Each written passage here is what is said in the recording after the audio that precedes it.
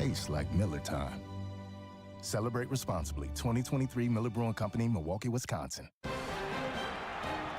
And we're back with the action. Coke Zero Sugar might be the best Coke ever. That's right, Jim. With an irresistible taste and zero sugar, Coke Zero Sugar is a must-try for any sports fan. So make sure you... Wait, Jim, I didn't mean try it right now. We're still on the air. Best Coke ever? Take a taste, Jen. Really? No, not right now, Jen. We got a game to call. Here at Alaskan AC, we believe every kid in town should have a toy under the tree this Christmas. And we know you believe that too. So does the United States Marine Corps. Let's bring that all together and make a big difference this year. When you donate a new, unwrapped toy to Toys for Tots, Alaskan AC will match it with another toy. One toy becomes two. Or make a donation and we'll match your donation so $1 becomes $2. You can drop off your toy at our offices or give it to one of our techs working in your home. Last year, we donated thousands of toys with your help. Plus over $10,000 to Toys for Tots. A small donation can make a big difference this Christmas.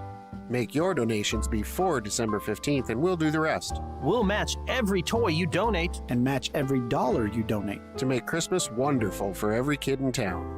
Find out more at AlaskanAC.com. My brother-in-law died suddenly, and now my sister and her kids have to sell their home. That's why I told my husband we could not put off getting life insurance any longer. An agent offered us a 10-year, $500,000 policy for nearly $50 a month. Then we called SelectQuote. SelectQuote found us identical coverage for only $19 a month, a savings of $369 a year. Whether you need a $500,000 policy or a $5 million policy, SelectQuote could save you more than 50% on term life insurance. For your free quote, call SelectQuote at 1-800-452-5050. That's 1-800-452-5050. Or go to SelectQuote.com. 1-800-452-5050. That's 1-800-452-5050. SelectQuote. We shop. You save. Details on example rate at SelectQuote.com. Wildcat fans, join head coach Adia Barnes and the Arizona women's basketball team in McHale Center this season. Single game tickets start as low as $17 and are available for purchase now. You won't want to miss the fierce competition coming to Arizona. Tickets are available at ArizonaWildcats.com/WBK. Arizona women's basketball. Let's pack McHale Center. Desperate buyers have created tremendous opportunity for sellers. If you've had the slightest thought of selling your home, it's time to call Sean Poston with the Poston Results Team at Keller Williams, Southern Arizona. Why choose the Poston Results Team? Past performance, more money in your pocket, over a 65% referral rate, an incredible Poston Results Team staff, and most important, communication, because you and your home matter. The Poston Results Team. When buying and selling really matter, go to TucsonHomeValues.com. That's TucsonHomeValues with an S.com. Tucson, we have something free just for Wildcats fans living in Tucson. You can now catch all the play-by-play action of Wildcats football, men's basketball, and baseball, and no charge on your smart speaker. Ask it to play Wildcats Radio 1290. You know, Arizona got a long history with all these big schools, so there's just another game on the books, you know, and hopefully we can write history this weekend. DK on the Sports Tip on Wildcats Radio 1290. 520-848-1290. 520-848-1290 is the number to get on the program. Going back to what Keyshawn just said there, I don't think, and you'll probably be able to help me more with this, J-Dub. He wasn't talking specifically about the history between Arizona and Purdue, because I don't believe it's that extensive, but I think he was talking about Arizona's history of playing games in Indianapolis. Well, I think what he was referring to. Also hangover from Wisconsin, right? Because that had to have been a buzz around the campus that Wisconsin had played the last two times that they had played the Badgers. They had been knocked out of the Elite Eight right before the Final Four. And so the history between big programs, I think maybe he's been asked a lot of questions the last week or two about that. But as far as history with Purdue, yeah, you're right.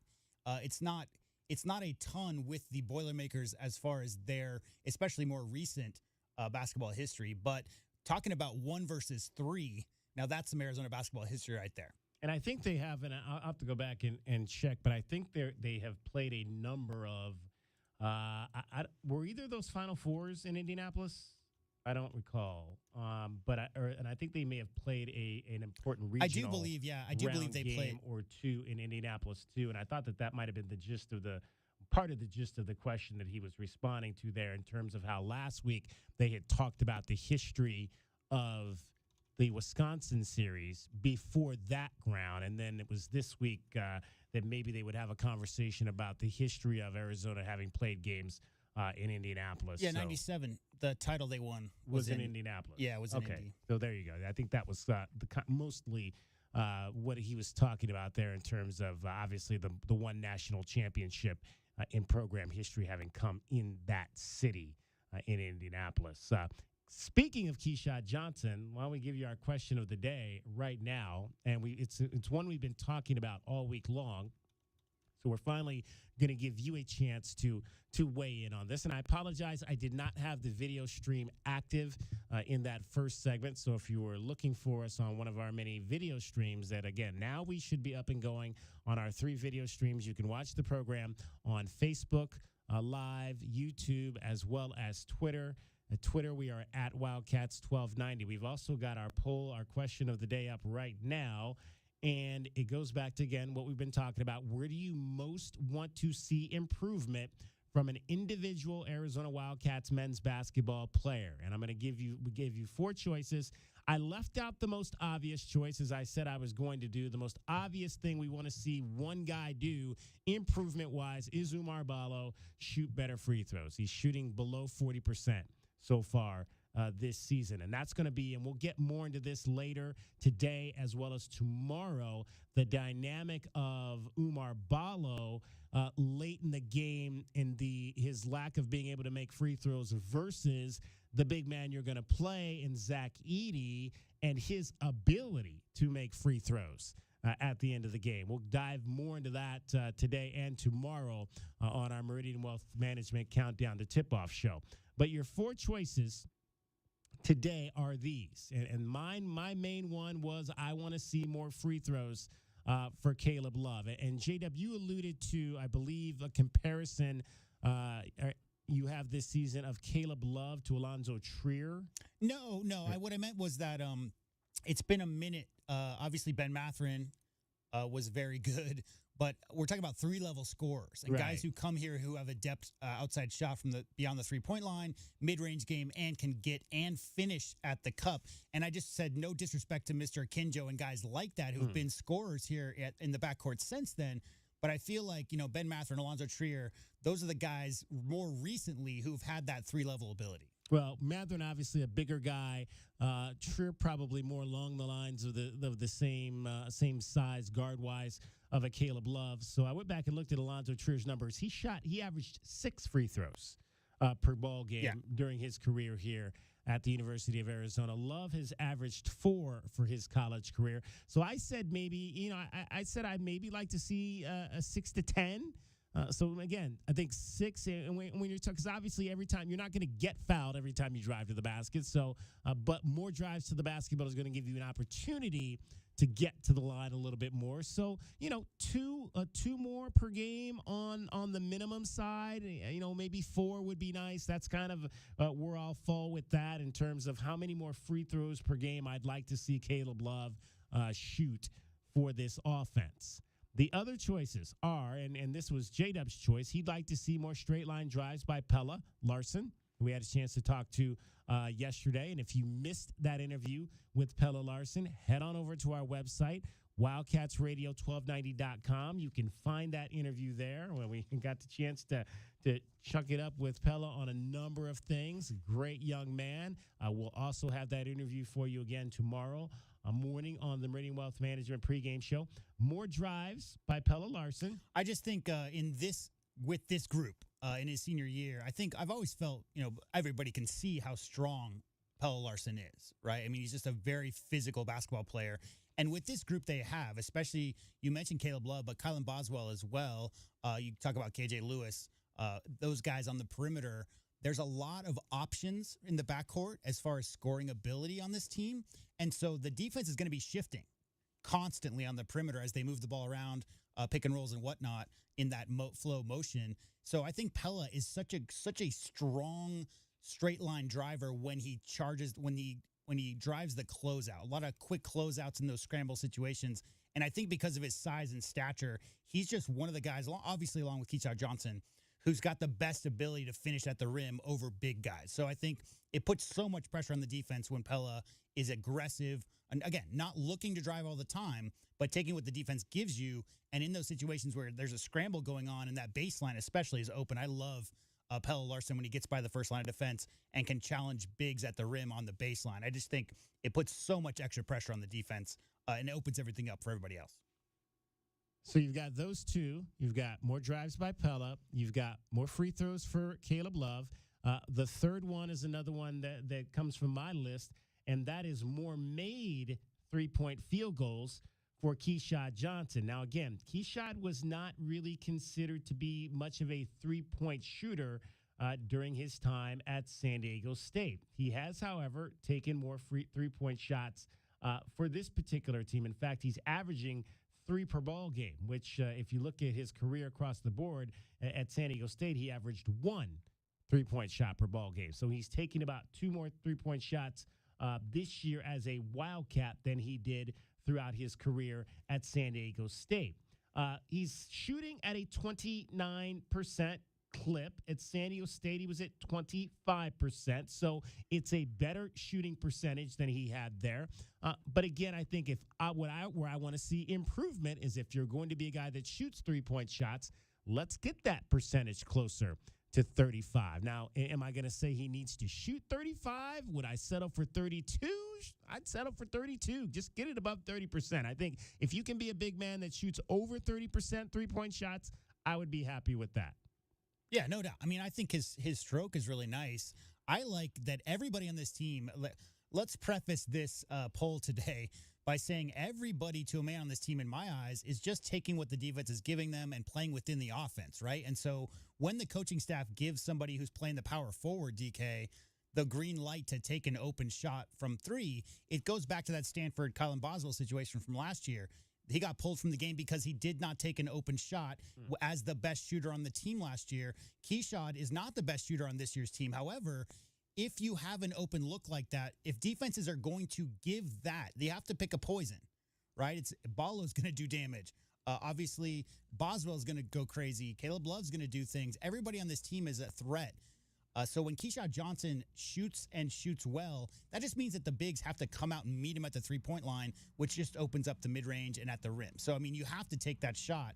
I don't know if there's a number you want to see from Keyshawn, but I want him to take every open look where he sets his feet and gets his feet under him because he certainly can knock that shot down.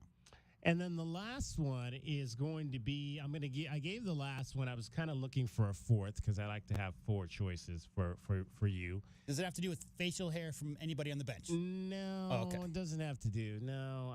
Does anybody on the bench have facial hair? They do. There's like pretty clean. There's a little Gonzaga thing going on there towards the end of the bench. Is there? Well, yeah. Dylan Anderson, I think he's I can recall him, but most of those guys are clean cut, like Will Manah and Grant Whiteman, the Tucson boys. Those are some pretty clean cut guys. I'm just jealous because I could not really grow facial hair when I was that age, so it's just pure jealousy.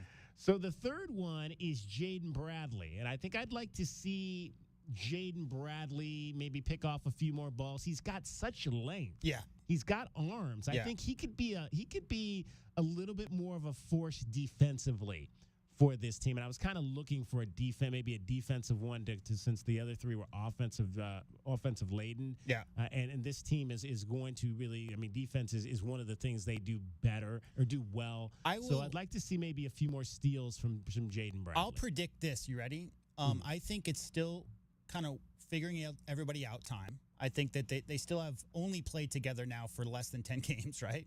As a unit. And defense is about communication just as much as offense is. And so what I'm seeing right now is solid on-ball defense by the guards with very few risks. So they're not trying to leap in the passing lanes and get deflections as much as solid on-ball defense. As communication gets better and as they get to know each other's tendencies, you're going to see, I guarantee you, DK, you're going to see more guys get in the passing lanes as the season goes on because you know where the help's coming from. You know where your guy to your left and right shoulder, where they're shading their defender. You know that if you miss that pass in the passing lane, that you're not going to get beat on a back door, that somebody else is going to recover that. So I think you might see a few more Jaden Bradley open court dunk type situations than you have, in the past 8-10 games moving forward, just for the simple reason that they're all still getting to know each other. All right, so those are the 4 choices. We'll go through them again. Where do you most want to see improvement from an individual Arizona Wildcats men's basketball player, leaving out the obvious, which is Oumar Ballo shooting free throws better? These are the 4 choices you have. Head on over to Wildcats1290, at Wildcats1290 on Twitter. You can vote in our poll. You can leave a comment if you have a different player than the 4 that we have given you, or you can also do so on our Facebook page. You can interact there and leave your comment on Facebook. You can only vote on Twitter at Wildcats1290. More free throw attempts for Caleb Love. More drives to the basket for Pelle Larsson. More made three-point field goals for Keshad Johnson. More steals for Bradley. So right now, it's actually a tie at the top right now. More steals for Jaden Bradley, more free throw attempts for Caleb Love. We're still early, but that's where we are right now. That's where the votes are coming in at the moment. More free throw attempts for Love, more steals for Jaden Bradley. When it comes to winning plays, it's unquestionably more free throw attempts for Caleb Love, because twofold, you're getting the other backcourt or bigs in foul trouble because you're being aggressive, and also because he's a great, you're talking about stopped clock, free point situations from a senior free throw shooter. So it's definitely always going to be beneficial to the University of Arizona men's basketball team for the guards, and especially the upperclassmen guards, to draw fouls and get to the line. I think there's a danger there when your goal is to draw fouls. Take Edey, for instance, tomorrow. The thought process might be, it's simple. Just get him in foul trouble so he's not on the court. Well, if you're going in there with the intention to draw fouls as opposed to just make the right basketball play, you can get – that's an issue. You don't want to have that mindset. You don't want to have the mindset of let's draw fouls. You just want to have the mindset of let's be aggressive, let's find each other, let's make the right play, and everything else will take care of itself. All right, we're going to talk some Arizona-Purdue coming up. We will chat with the beat writer for the Purdue Boilermakers. That is coming up straight ahead. Getting you home every 20 minutes on the fives with your traffic and your weather. Here's Cricket. From the O'Reilly Chevrolet Traffic Center, it's Wildcats Radio 1290 Traffic and Weather Together. Park and Irvington and Park Avenue crash reported, some eastbound slowing. Los Reales east of Alvernon, Los Reales and Swan River Road east of Sabino Canyon. Valencia and Midvale Park clearing in a crash on 6th Street near Stone. Some busy traffic westbound Grant, westbound Speedway, both approaching I-10. Westbound Miracle Mile at Flowing Wells, and also some busy traffic at Grant Road and Alvernon. And I'm Cricket, and your weather overnight tonight. Expect clear skies, 46 the overnight low, 77 partly cloudy tomorrow, sunny and 73 now. I'm Cricket with your Wildcats Radio 1290 Traffic and Weather Together. This report is sponsored by Big O Tires. 'Tis the season of savings from Big O Tires. Get up to $140 in rebate savings on select sets of 4 Michelin tires with paint installation. Hurry, offer ends January 7th. Details at BigOTires.com. Big O Tires, the team you trust. They say time flies like a sparrow. And fruit flies like a banana. We're off to a great start. If you two don't mind, I'd like to tell our customers about something they won't do in 2024. I'm not doing a lot of things. Like changing your socks. Guys, I'm talking about no payments or interest for a full year on a new system. Oh, people are going to like that. You should tell them. As I was saying, Alaskan AC can install a brand new heating and air system and have no payments or interest for a year. 365 days. 12 months. You'll get all the comfort, and you won't write a check for a whole year. Ha! Ron still writes checks. He's so old, the first picture of him was an oil painting. You guys having fun? I never have fun. I'm having a little fun. This is big. With approved credit, get a spanking new furnace and AC system. No payments or interest for a year. Spanking new? Ron talks old-timey. Schedule your appointment today, whenever you want, online at AlaskanAC.com. Well, boss, how's the sleigh? Oh, it's amazing. Like it just flew off the showroom floor. Sparkling clean, no chimney dust, and I've never seen his nose so bright. Recon Auto Detailing. Recon gift cards to all, and to all a clean ride. Give Recon Auto Detailing gift cards, and Arizona's premier auto detailing company will come do a basic cleaning or a jaw-dropping full detail, including a ceramic finish for anyone on your list. Get your Recon Auto Detailing gift cards now online at recondetail.com. Wildcats Radio 1290 has been through all the ups. Throwing deep downfield, and that ball is caught. That's a one-handed catch by T-Mac. How does he do this? What a catch! And the downs. Picked off. I don't believe it. The third interception. 1290 is always there by your side to bring you all the raw emotion of the moments that matter to Wildcats fans. We are Wildcats Radio 1290. Brace yourself for the ultimate holiday deal with Consumer Cellular. Snag an incredible 50% off the Iris Flip when you buy before December 17th, making it only $34.50. The Iris Flip is all the phone and camera you need with a user-friendly design, the perfect flip phone companion. Plus, you'll get nationwide coverage and always free activation. Score 50% off when you use promo code RADIO50. Head over to consumercellular.com and use promo code RADIO50 during checkout to score this deal. Wildcat fans, join head coach Adia Barnes and the Arizona women's basketball team in McKale Center this season. Season tickets are on sale now. You won't want to miss the fierce competition coming to Arizona. Season tickets are available now at ArizonaWildcats.com/WBK. Arizona women's basketball. Let's pack McKale Center. Cool Willie's Air and Plumbing. Always trust the big guy. Mention your Wildcats and receive $50 off any repair at coolwillies.com. Cool Willie's is proud to be a partner of the University of Arizona Wildcats basketball radio broadcast. Two powerful teams working hard for you to get the job done right every day. Cool Willie's Air and Plumbing. Big enough to help, small enough to care. Remember to mention your Wildcats and receive $50 off any repair. coolwillies.com. DK on the Sports Tip on Wildcats Radio 1290. All right, let's talk Arizona and Purdue. It is the game of the week in college basketball in Indianapolis on Saturday, and we are pleased to be joined by Sam King. He is with the West Lafayette Journal and Courier. He covers the Purdue Boilermakers, who, Sam, appreciate you being on the show. I mean, we thought Arizona had a pretty tough schedule this non-conference season, but Purdue is not slouching themselves leading up to Big Ten play, playing 4 teams in the top 15 in the non-conference. Yeah, absolutely. And I think with both of these teams, they knew that coming into this season they had national championship aspirations, Final Four aspirations, and that's why they're playing the schedule. And people forget that Purdue kind of bucked the trend and took an exhibition game at Arkansas just to go play a tough team in a road environment before the regular season even starts. And then obviously with being in the Maui Invitational, you're going to see 3 great opponents out there, but also playing Alabama. Purdue played Xavier at home. Just been kind of a gauntlet so far, and it doesn't stop here this weekend. You talk about both these teams having national championship aspirations, and obviously both of these teams had that last season. Did not work out well for either one. What was the ramifications of Purdue's loss in the first round as a number 1 seed, and how that resonated through the summer leading into this year? Yeah, I think the best thing that Purdue players and coaches realized about losing to a 16 seed is, hey, it happens. We can't change it now. You have to own it, because it's going to be something that's, it's kind of died down locally in terms of talking about that. But once we get to March, it's going to come back up again.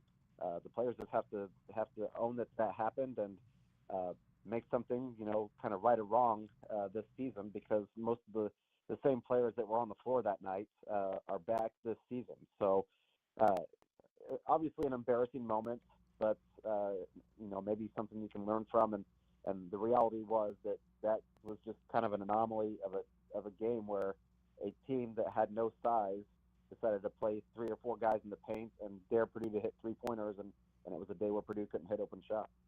when you talk about Matt Painter, obviously he has been around this program, for close to 20 years and has gotten this team to the cusp of being one of the top teams in the country. Obviously, last time these two teams played down in the Islands a number of years ago, Purdue put a pretty good pasting on the University of Arizona. There was a lot of talk after that loss by Purdue last season that maybe Matt Painter can't get us there. Where's the mindset of the faithful now in that respect? Did that die down immediately? Did it take some time for that to die down? Has it died down now that you've gotten into a new season and this team is off to a 9-1 start? Are there still people that feel like maybe Matt Painter can't get this team over the top to the Final Four?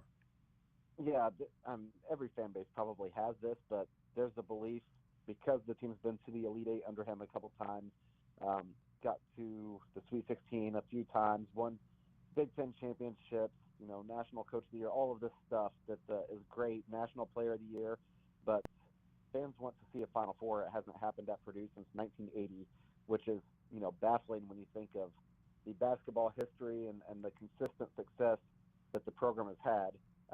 So there's always going to be the people, the naysayers that think that he's not the guy, but I honestly can't imagine Purdue finding a better coach for that situation. And, I'm sure that people probably felt like, how do you replace Lou Olson? And it seems like Arizona's done just fine with, obviously with what Tommy Lloyd has done there in just a short time. But I really think that Purdue has the best coach for it to have a chance to go deep. And the tournament a lot of times clearly is a crapshoot.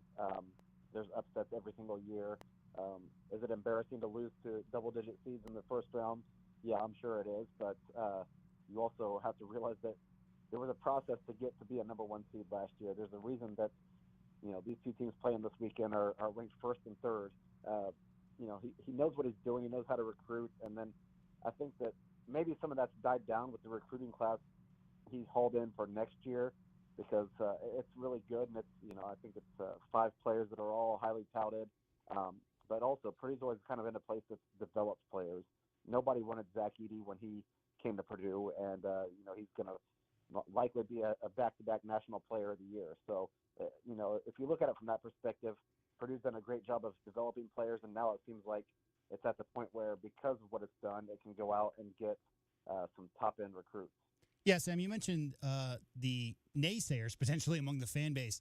That happens when you make it to 8 consecutive NCAA tournaments. Obviously, Coach Painter, right on the heels of Coach Cady with 422 wins.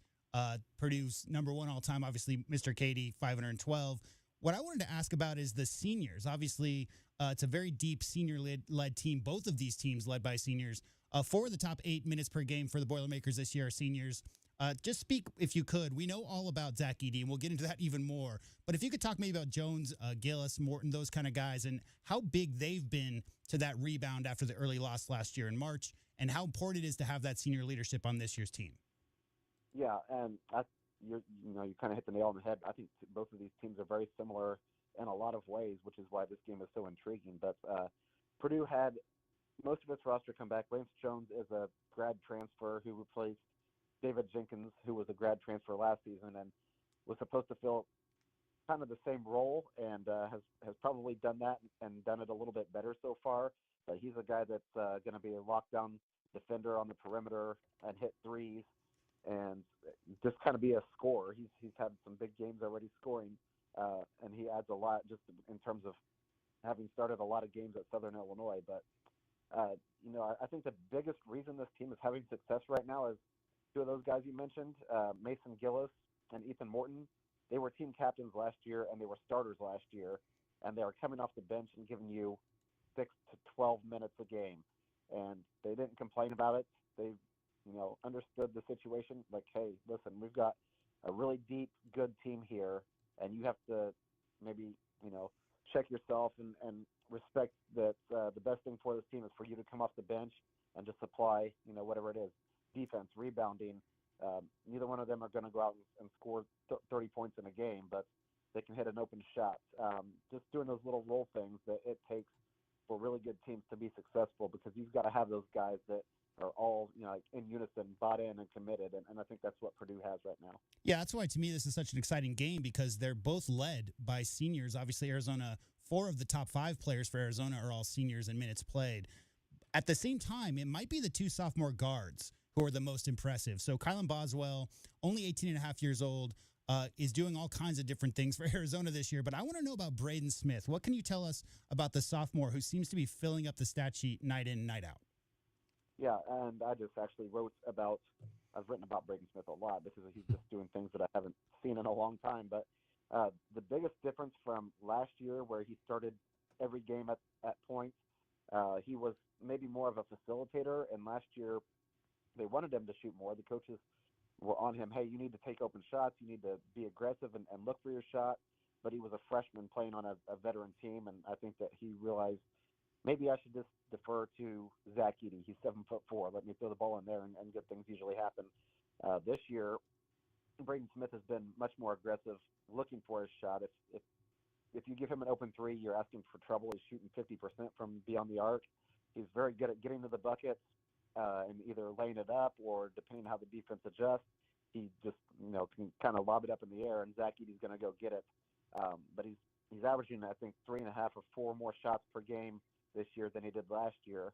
He was probably the reason, even though Zach Edey had 35 points, that Purdue beat Alabama last weekend because he had 27 points. He took 20 shots and far exceeded the career high for field goal attempts he'd ever had, which was 13. And he took 14 shots in the second half of that game and scored 27 points. So his growth is a big reason why Purdue's been able to kind of keep going off of last year. I really thought that last season's team overachieved quite a bit and obviously kind of floundered at the end there, and then had a lot of games where they were just tight games that Purdue found a way to win, which made that record very good and obviously earned Purdue a number 1 seed. But I really felt last season like this year's team was the team that was going to have a chance to maybe make a run at a Final Four. Sam King is our guest. He is the beat writer for the Purdue Boilermakers with the West Lafayette Journal and Courier. It is Arizona and Purdue Saturday in Indianapolis at the Gamebridge Fieldhouse, which is, I think that's the 3rd name of that facility since it opened right before the turn of the century. How many games has Purdue played in that building, Sam? Purdue played there almost every year. Last year, Purdue played Davidson there.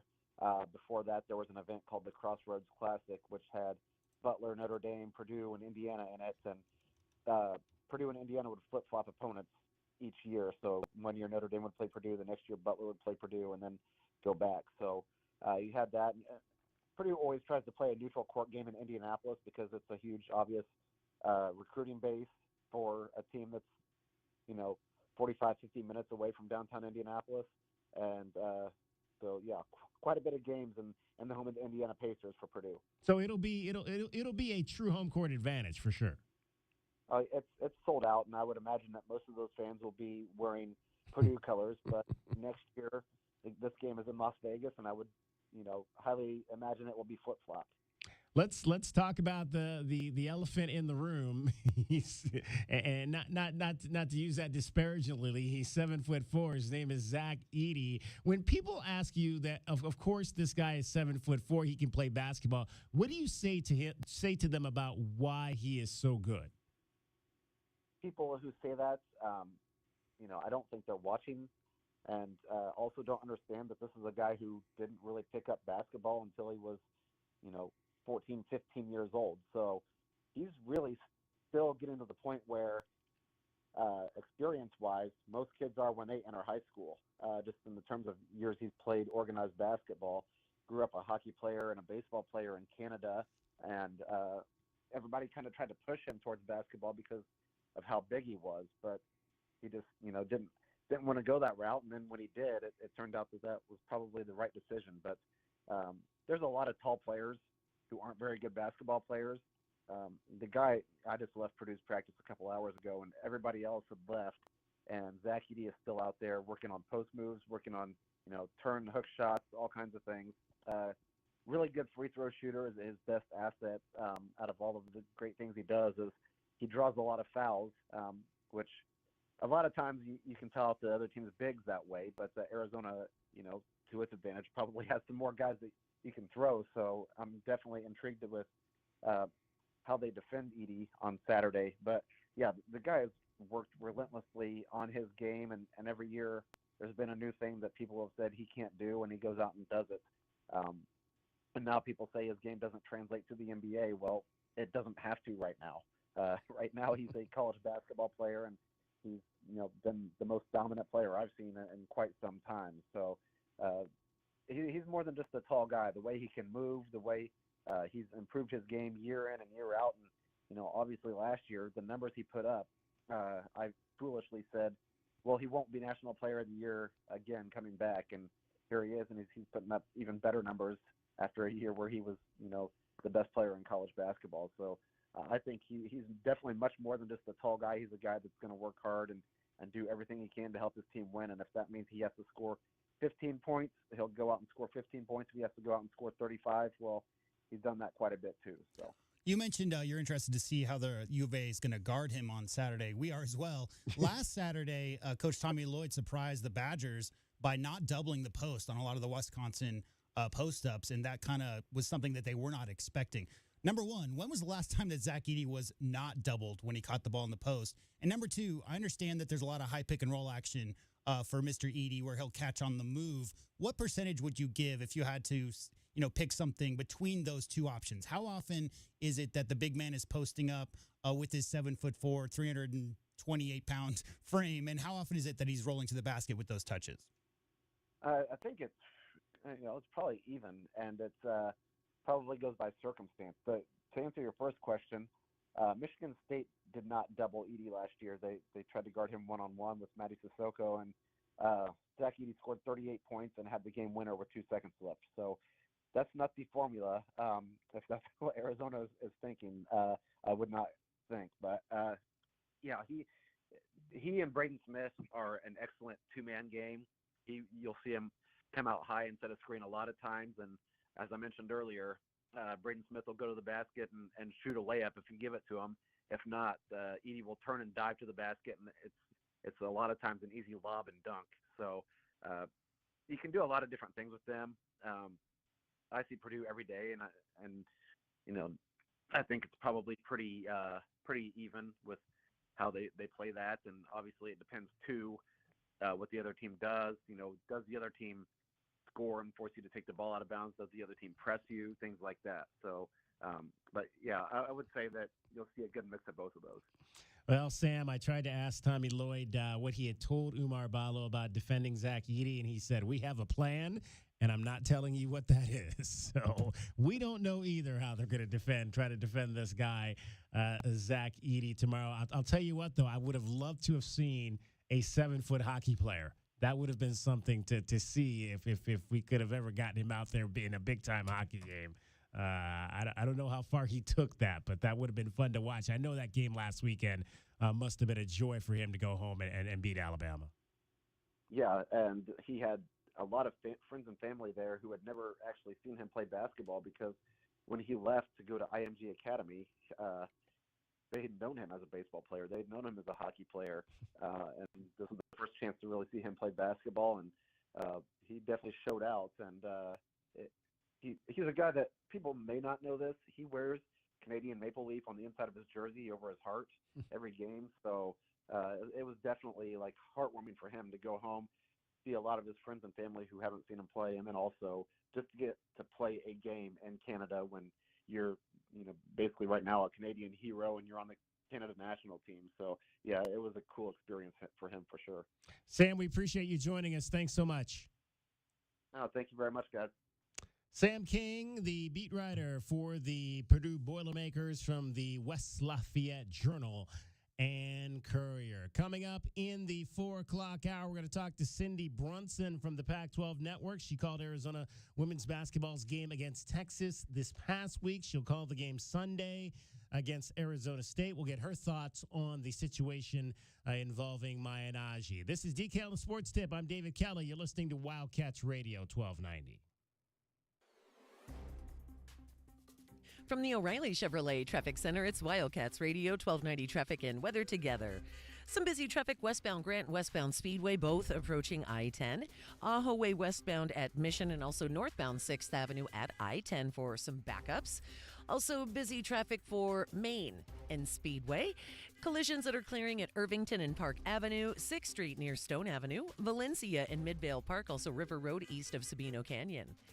Clear skies, 46, overnight low, 77, partly cloudy tomorrow, 73, and sunny now. I'm Cricket with your Wildcats Radio, 1290 traffic and weather together. This report is sponsored by Indeed.com. Halloween is over, but hiring is still scary. Indeed's end-to-end solution makes it easy to attract, interview, and hire candidates. Sponsor a job and instantly receive a short list of quality candidates whose resumes on Indeed match your job description. Visit Indeed.com/credit. The holiday season is about family and friends, co-workers, parties, and gifts that we send. So saving big money is important to all. Up to 40% if you make the right call at Tobacco Barn.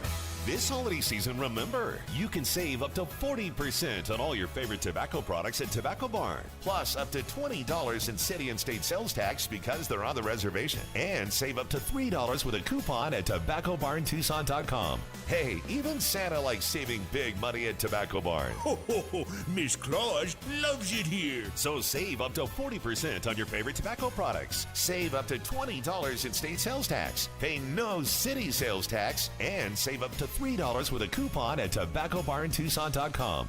Saving this much money, even Santa's elves have been spotted shopping at Tobacco Barn. What is going on in here? Happy holidays from Tobacco Barn, Nogales Highway, just south of Valencia. We get you so close to the action at McHale, it feels like Wilbur and Wilma are in the car with you. This is the home of Arizona men's basketball. This is Wildcats Radio 1290. Staples and HP want you to have a happy Holla deal. That's right, Holla deal. Now, during Staples Holla deals, you can save up to $115 on the HP Smart Tank 6001 all-in-one printer with up to 2 years of original HP ink right in the box. Plus, find savings of up to 40% on select HP computers and monitors. Happy Holla deals from Staples and HP, America's most trusted printer brand. Smart Tank offer ends 12/23. HP Tech offers end 1/6/24. Visit staples.com/HP for details. Wendy's new breakfast 2 for $3 Biggie Bundles let you create your own delicious combo. Choose from a sausage biscuit, egg and cheese biscuit, small seasoned potatoes, and a medium hot coffee. But it's obvious which combo's the best. Sausage biscuit and small seasoned potatoes. Well, maybe it's the fresh cracked egg and cheese biscuit with a medium hot coffee. Or 2 savory sausage biscuits. Whichever you pick, you can't go wrong. Choose wisely. Choose Wendy's new 2 for $3 Biggie Bundles. Limited time only. U.S. price and participation may vary. Not valid in a combo. Single item at regular price.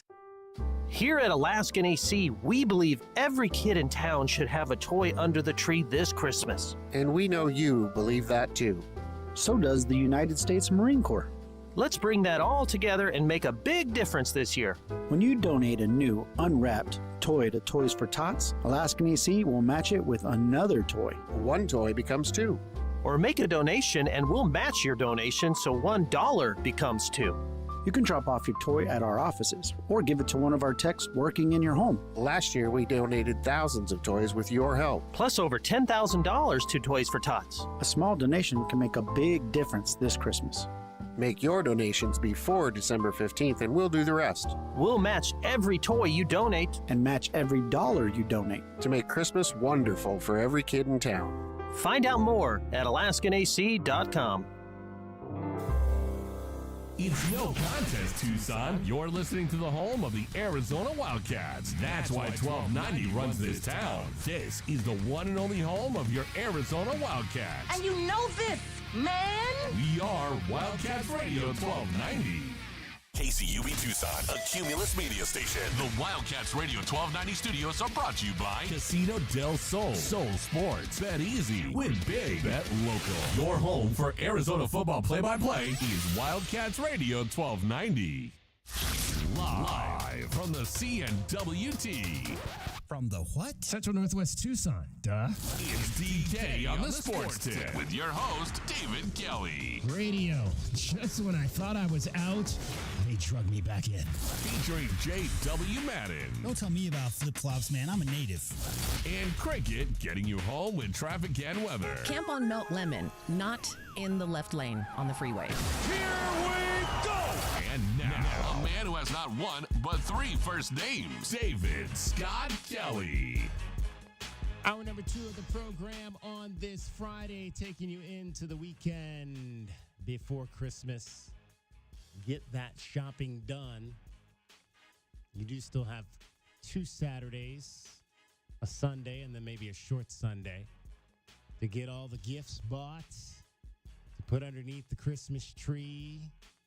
Hanukkah is coming into an end. I believe tonight is the last night of Hanukkah. So the holiday seasons are in full effect here in southern Arizona. Make sure you budget plenty of time because Hollywood, who filled in for Cricket earlier this week, he's in the building. He said that it took him 45 minutes to go across the street to Target because there's so much traffic out there right now. Really? It's that time of year in Tucson. 45 minutes. Wow. That's crazy. I got a text. We were talking yesterday. We were I was trying to remember the name of that. We were talking about Canada because the Roadrunners they open up a two-game weekend series tonight. Abbotsford will play in Tucson tonight and tomorrow. Both those games tip off or face off at 7 o'clock over at Tucson Arena.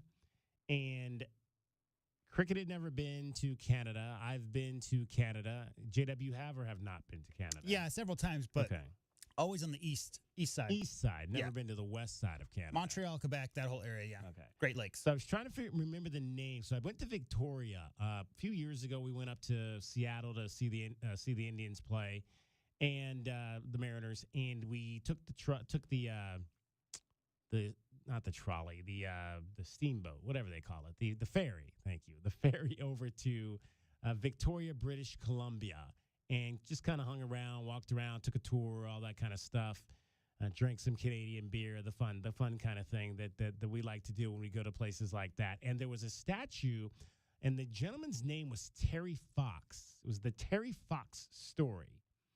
Was what I was trying to think of the other day, and thank you to, I believe it was Doug that points this out to us, our great caller Doug. And Terry Fox, he had cancer, and he had to have one of his limbs, I believe it was up the lower part of his right leg, amputated, and ran across the Canadian country on his artificial leg. And it was a great movie from the 1980s, and that was I was not aware. I don't know that he was from Victoria, but they had a statue of him in Victoria, and I actually I'll pull it up later in the show, and I can show it to you. It's a very nice statue that's in a very beautiful park there in Victoria. Canadians make great statues. That's what they're known for. Seriously? They are? No. Oh. I'm just saying. I guess what I'm pointing out is... Oh, man, okay. I'm learning something new today. Well, it's kind of a throwback because Glenn Howell likes to complain about statues on campus sometimes. So, yeah, if you're talking about how beautiful one is... There's not enough statues on campus? More like the design decisions that went into certain statues, I think. Oh. Like, is there one particular... We've not had this discussion... So I'm not going to speak for your friend, Mr. Howell. So maybe next time you see him, which statue he's talking about? Maybe is he talking about the cat statue that's on the backside of McHale Center? I think it's the ones like made in the 60s and 70s that are kind of avant-garde and all right. Well, there you go. Over stylized. So shout out to Terry Fox, the Terry Fox story. If you ever get up to Victoria, British Columbia, make sure you go see that, and I'll see if I can get a picture. It was a really cool picture I was looking at last night. I'll see if I can get that picture up for you so you can see that statue. So thanks to Doug for reminding me that it was the Terry Fox story. How about just thanks to Doug for everything? Everything. Absolutely. Doug is always welcome here. 520-848-1290, 520-848-1290. We've got still a lot coming up for you in the next 2 hours.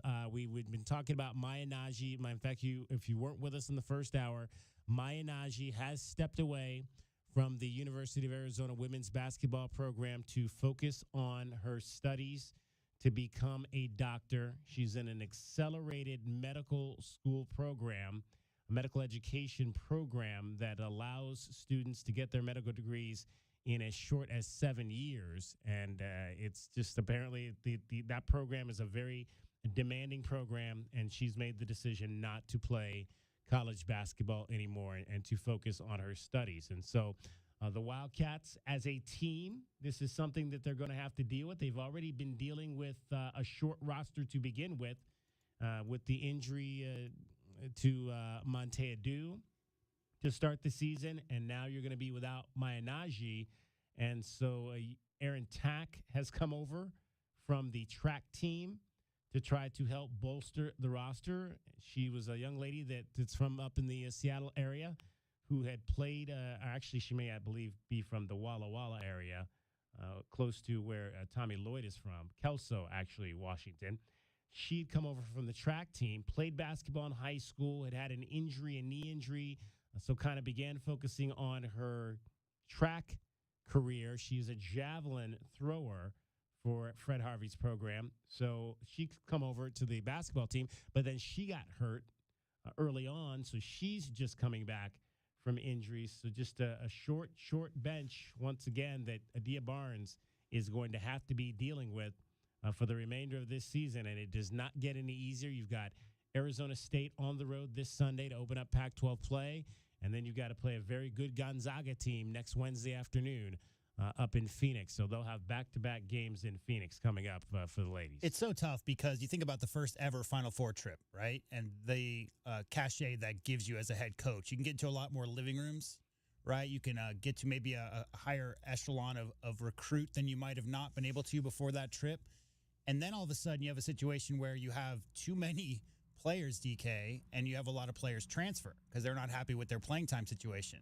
And so ideally, I think at both levels, women's, men's, doesn't matter, you want to have a nice 2, 3, 4 member class each year of players that know they're going to have to maybe sit for 2, 3 years before they get their starters minutes and maybe become all conference. Ideally, you have players waiting in the wings and learning.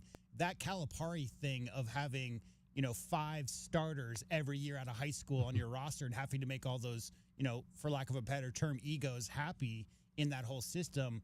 It seems like this year is the direct result of that issue that coach had because she brought in so many players. Was it 2 years ago in the class? And a lot of them left and decided that they wanted to play elsewhere because they weren't getting enough time.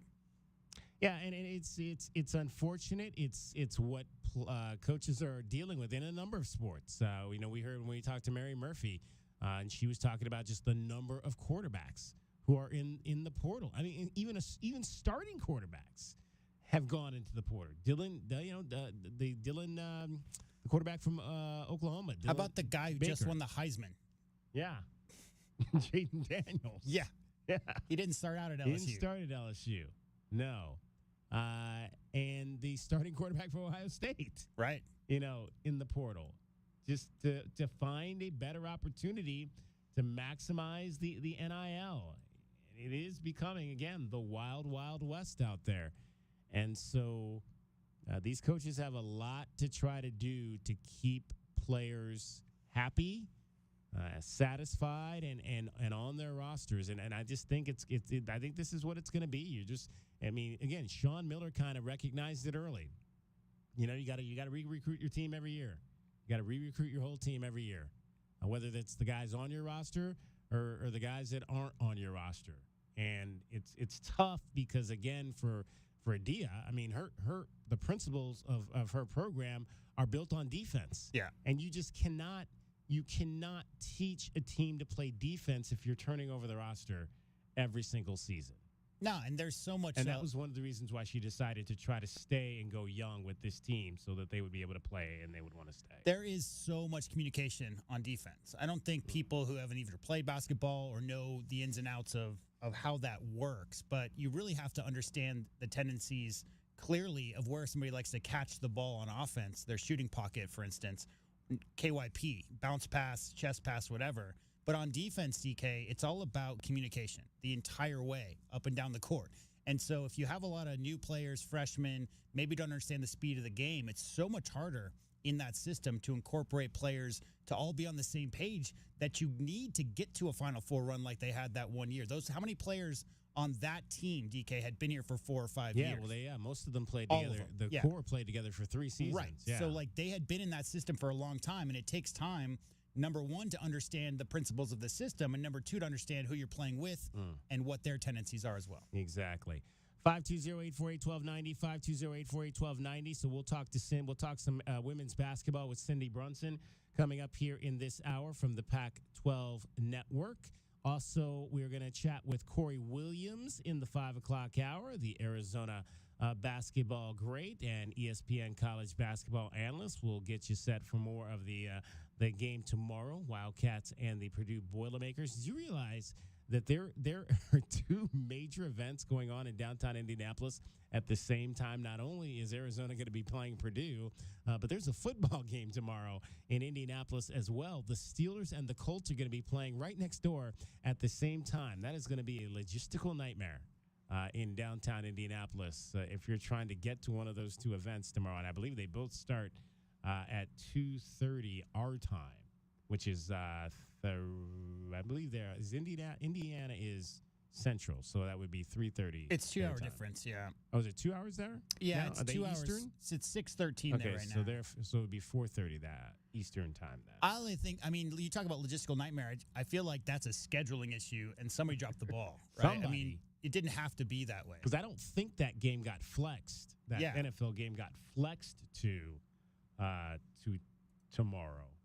Well, normally the teams that get flexed are the really good teams, right? Yeah. Or the really, really, really bad teams, not the mediocre ones. Don't say 2 loss that Pittsburgh's not a really good team. Your boss might not like that. No, I'm not saying anything other than I don't remember hearing anything about that game being moved to a more favorable start time. Yeah. Steelers and Colts tomorrow. It's one of 3 games. We are actually going to join in progress the late game. It's a tripleheader tomorrow in the National Football League. We'll have the late game for you after our coverage of Arizona men's basketball. It'll be the New England Patriots at the Denver Broncos. So we'll join that game in progress after, tomorrow's game. I'm sorry, that's the Sunday game. The Sunday game is New England at Denver. We'll join that game on Sunday in progress. We will also join the late game tomorrow in progress. After our coverage of Arizona men's basketball. The 2 teams, let me get those for you here real quick. I can tell you who we got tomorrow. So that'll be the Denver Broncos and the Detroit Lions will be playing in that game. And then I think I said Denver on Saturday. It's actually the late game on Saturday is Baltimore at Jacksonville. So that's the game. We'll have Baltimore-Jacksonville on Sunday night. And then we'll have the Denver Broncos and Detroit Lions tomorrow. Of the NFL, we got to go to break here, I know. But at some point today's show, DK, we got to talk about what happened last night. Oh, yes. Oh, yes. Because, we made a lot of fun. 0-63 driving fast in Las Vegas. The line, I think, is they've averaged 31.5 points a game in their last 2 games, right? Oh, yeah. They have done that. They have done that. And in one of those games, they did not score a single point.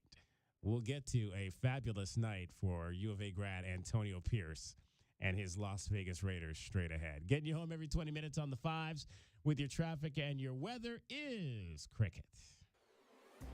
From the O'Reilly Chevrolet Traffic Center, it's your Wildcats Radio 1290 traffic and weather together. With some slowdowns, busy traffic at Ajo and Mission westbound and southbound slowing. More backup southbound La Cholla at Ajo, westbound Grant, westbound Speedway, both approaching I-10, also northbound 6th Avenue at I-10. Crash clearing at Irvington and Park Avenue in Irvington. Clear skies, 46 are low, 77 partly cloudy tomorrow, and sunny and 74 now. I'm Cricket with your Wildcats Radio 1290 traffic and weather together. This report is sponsored by Lowe's. At Lowe's, save big when you buy in bulk. Get 10% off select OSB sheathing when you buy 68 or more, because Lowe's knows pros. Selection varies by location while supplies last. Discount taken at time of purchase. See sales associate for details. What makes 1290 different than any other radio station in Tucson? 1290 is the home of the Arizona Wildcats, the NFL, and the Super Bowl. Winner! This is Wildcats Radio 1290. Tucson has a brand new platform for some of the leading conservative voices and opinion makers in America. It's the all-new Freedom 1400 KTUC. Freedom 1400 is the new home for conservative talk in Tucson. Voices you know and trust from Fox News Television, Newsmax Television, or your favorite conservative podcasts. When you want fresh, entertaining conservative talk, go to 1400 AM or stream it at freedom1400.com and listen to the new Freedom 1400. We return now to the holiday shopping adventures of Eugene Snarkle and his best friend Doug. Eugene, it looks like we waited a bit too long to get our shopping done. These shelves are pretty empty. Yeah, Doug, looks like everything got sucked up into that great big cyber savings vortex. But I've got another great idea. We interrupt Eugene's great ideas for this commercial message. Trying to get on the road but need some maintenance or repairs to get your car, truck, SUV, or sleigh road trip ready? Jack Furrier Tire and Auto Care has some fantastic year-end savings, like $50 back on any $250 purchase. When you pay with your Jack Furrier card, you save big. Whether it's tires, maintenance, or auto repair, Jack Furrier Tire and Auto Care has you covered. We can get your vehicle road trip ready and save you some big bucks. So, Eugene, what was that great idea of yours anyway? I was thinking about getting everybody a giant-sized bag of Cheezos. Thanks, Eugene. And for everyone else, there's Jack Furrier Tire and Auto Care since 1960 here to get you there. Coach Tommy Lloyd here. Did you spend money on your AC this summer? My friends at Right Way will give you back up to $3,000 for those repairs. That's right. No matter who did the repair, we'll buy it back for up to $3,000 towards the purchase of a new heating and air system. No repair bills this year? No worries. We will give you up to $2,000 trade-in plus 0% interest up to 60 months. Manufacturer rebates plus 10-year parts and labor warranty on a new heating and air system. Have an aging heating and air system? Out of warranty? We'll inspect it absolutely free. Call Right Way Heating, Cooling, and Plumbing today. Wildcat fans, join head coach Adia Barnes and the Arizona women's basketball team in McKale Center this season. Season tickets are on sale now. You won't want to miss the fierce competition coming to Arizona. Season tickets are available now at ArizonaWildcats.com/WBK. Arizona women's basketball. Let's pack McKale Center. At Right Way, our team wouldn't last 5 minutes against the Wildcats. But when it comes to great service and your home comfort, well, that's a slam dunk. Whether it's heating and cooling, water heaters, or a block drain, give us a call today and let us win the game for you. Or visit www.rightwayac.com. Right Way Heating, Cooling, and Plumbing is proud to be an official sponsor of Arizona Athletics. Right Way Heating, Cooling, and Plumbing. If it's worth doing, do it the right way. Well, boss, how's the sleigh? Oh, it's amazing. Like it just flew off the showroom floor. Sparkling clean, no chimney dust, and I've never seen his nose so bright. Recon Auto Detailing. Recon gift cards to all, and to all a clean ride. Give Recon Auto Detailing gift cards, and Arizona's premier auto detailing company will come do a basic cleaning or a jaw-dropping full detail, including a ceramic finish for anyone on your list. Get your Recon Auto Detailing gift cards now online at recondetail.com. Android users, you can tune in to the home of the Wildcats by downloading our new app at the Google Play Store so you can tune in wherever you are 24 hours a day. The home of the Wildcats is everywhere. This is Wildcats Radio 1290.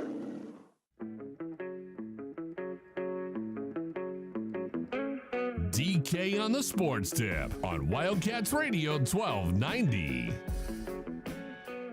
All right, Arizona women's basketball has a big game this weekend as well. The men will play against Purdue on Saturday. The ladies will open up Pac-12 play up in Tempe on Sunday evening against the rival Arizona State Sun Devils. That game will be on the Pac-12 network. Cindy Brunson will call that game. She called the game this past Wednesday as well when the Wildcats lost to the Texas Longhorns, and she joins us now. And Cindy, we appreciate you taking a few minutes to be with us. Obviously, the big story today was the official announcement by Maya Nagy that she is stepping away from the game of basketball. We all first heard of this on the broadcast when you and Mary Murphy announced it on Wednesday night.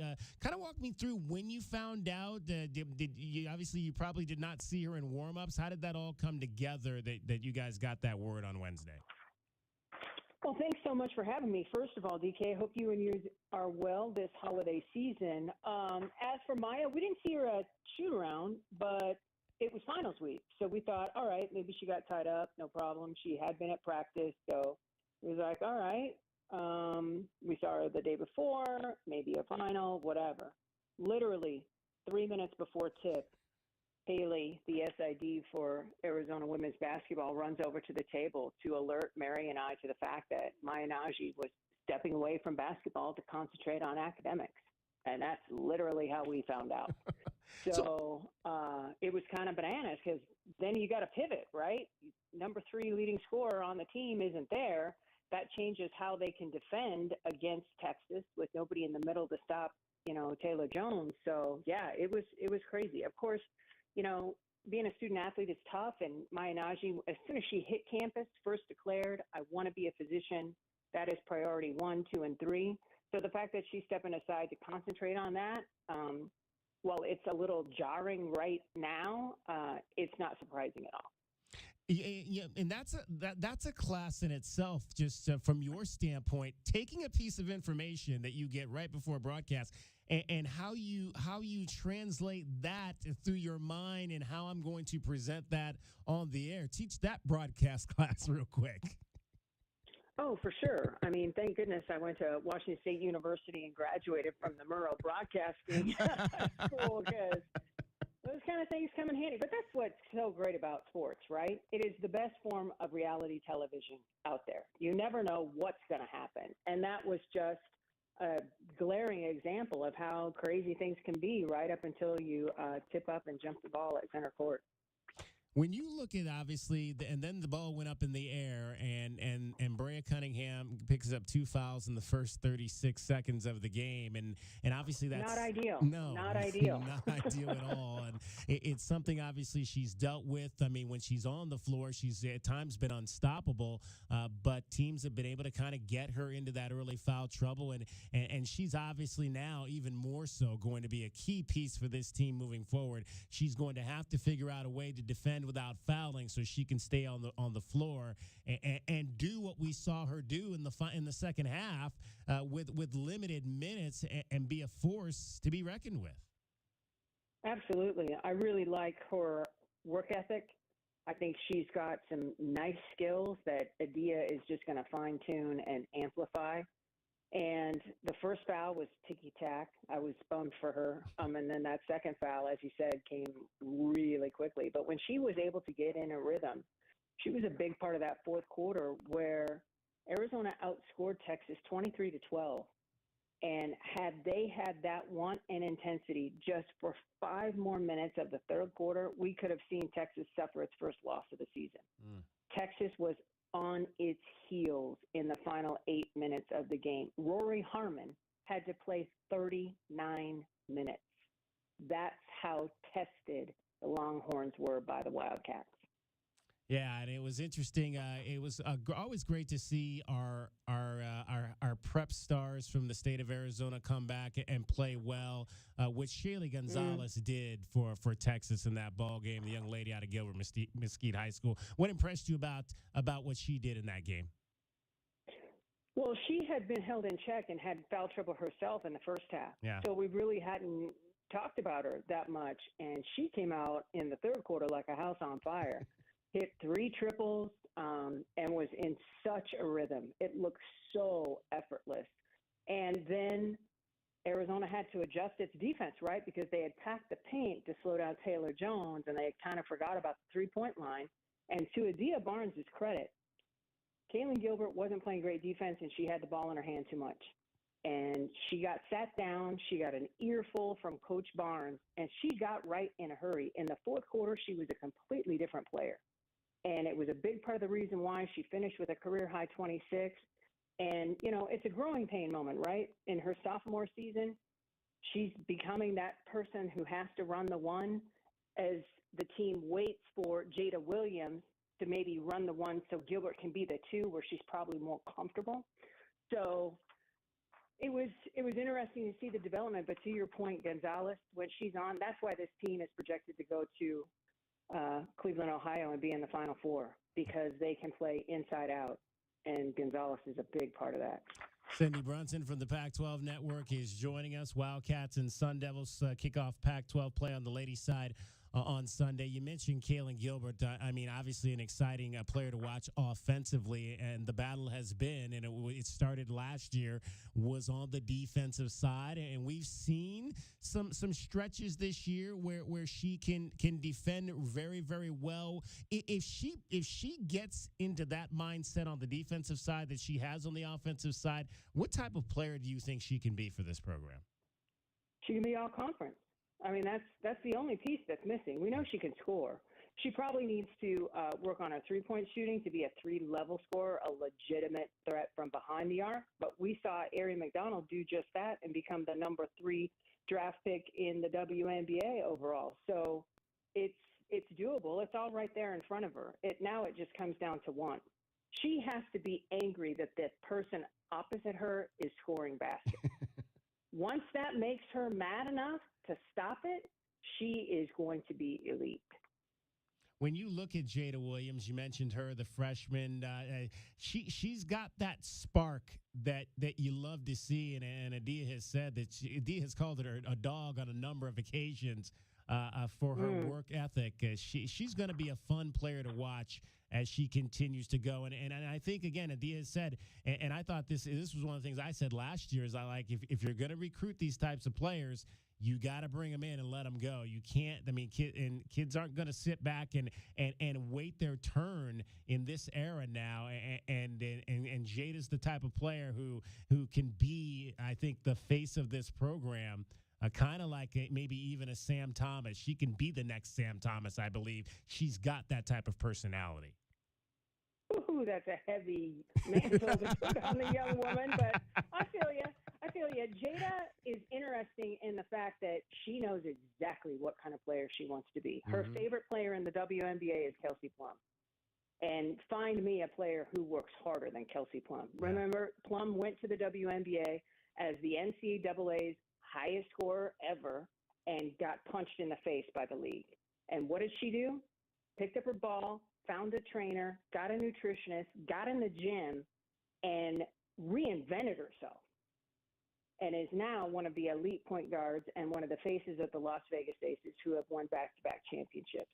So if Jada is following in Kelsey's footsteps, and remember, Adia was part of the staff that recruited Kelsey to UW under Mike Neighbors. So when you say she knows what she's looking for, she saw that in Jada and expects that. Now the thing is, Jada's just a freshman, right? She's got to learn how to handle that. I think she is the ultimate point guard opportunity for her right in front of her to be PG1 because she's a great passer. Oh, my gosh. Her vision is unbelievable. And once she plays, there's 8 new players on the roster, right? So once she plays some more with these Wildcats and they get used to her ability to spread the floor and see her at the 1 and Gilbert at the 2 is going to be a very lethal combination. Cindy Brunson for the Pac-12 Network is joining us. You made a really interesting point there, and it was one that kind of Mary Murphy made when we talked to her as well yesterday. The fact about how hard it is to get to the WNBA. I mean, you would have thought that as great a player as Kelsey Plum was in college, she'd just walk right in and be successful at that level. But it's not as easy as a lot of people think it is to make that transition, even on the women's side from Division I college basketball to the professional level. Yeah, it's tough. We're talking, the 100 and they say 144, but nobody carries 12. So 132 of the best women's basketball players in the world compete in the WNBA. And as play-by-play voice for the Phoenix Mercury the last couple of seasons, I can tell you that people that think they're good in college learn real fast how much work they have to do to compete at that level. It's crazy. And I look at elite point guards. Skylar Diggins-Smith got punched in the face when she first got in the league. Sabrina Ionescu, really didn't hear much from her in year 1. I mean, these are really talented basketball players that had to go in the gym. They had to literally go back from square one and figure out how to use their specific skill sets at the next level where everybody is bigger, faster, stronger, and wanting to take your lunch money. Talking with Diana Taurasi, there is nothing more that she enjoys than checking somebody and making them wish they didn't come to the W. She loves it. She lives for it. That's outstanding. All right, let's take a look. Let's take a look at Arizona State. Improved play, 7-3 to start the season. What is going to be difficult for the Wildcats in this particular matchup coming up on Sunday? It could be a death by 1,000 cuts from ASU, right? They also have 8 new players on the roster. They've run out several different starting lineups. Jaden Simmons is the head of the Snakes. She's the leading scorer. But on any given night, anybody can go off. Jaylen Brown, Trey Chris, Khadijah Torre, Treasure Hunt comes off the bench for them now with 3-point shooting. Journey Thompson, Maggie Besselink, Marasha Wiggins, Sandra Megalico. I mean, you can go on and on and on. They've had different players step up throughout the season to kind of take the lead. So when you go to scout them, it's like, well, where's the head of the snake? What do I do? So I think that's what's going to be really interesting. And now with Maya Naji out, these teams are the same size. There really isn't that much difference when you put them side by side. So the one advantage that Arizona had is now gone. The thing that the Wildcats can lean into in this matchup is that tenacious defense. If they can mirror that fourth quarter for 40 minutes that they put up against Texas in Tempe, they'll walk away with the dub. All right, I think my all-name team, Treasure Hunt. What's the story behind that? Treasure Hunt is. It was funny because it goes back to when she was a kid, before she was born, and an older sister was already in the world and had the last name Hunt and was having a play date, and one of the moms came to pick her up and said, "Oh, it'd be funny if your next kid you had was named Treasure because your last name is Hunt." And that is how it was formulated. All of a sudden, mom gets pregnant, and then boom, here is Treasure in the world. And the transfer from Kentucky has been fantastic for ASU. She was one of the players that played the most minutes, top 5 last season in the Pac-12 because the bench was so short. And she is adjusted to coming off the bench beautifully. A lot of players, really fight that. But she is instant offense on that off of that bench for Coach Adair. She can hit the 3 like nobody's business. She kind of has that Alyssa Peely vibe where you look at them and you go, not that athletic, right? And then they will shock you with their ability to put the ball on the deck or shoot the 3. And I want to ask you this, Cindy. Obviously, we don't get a chance to talk to too many Washington State alums, as you mentioned that you were at the top of this interview.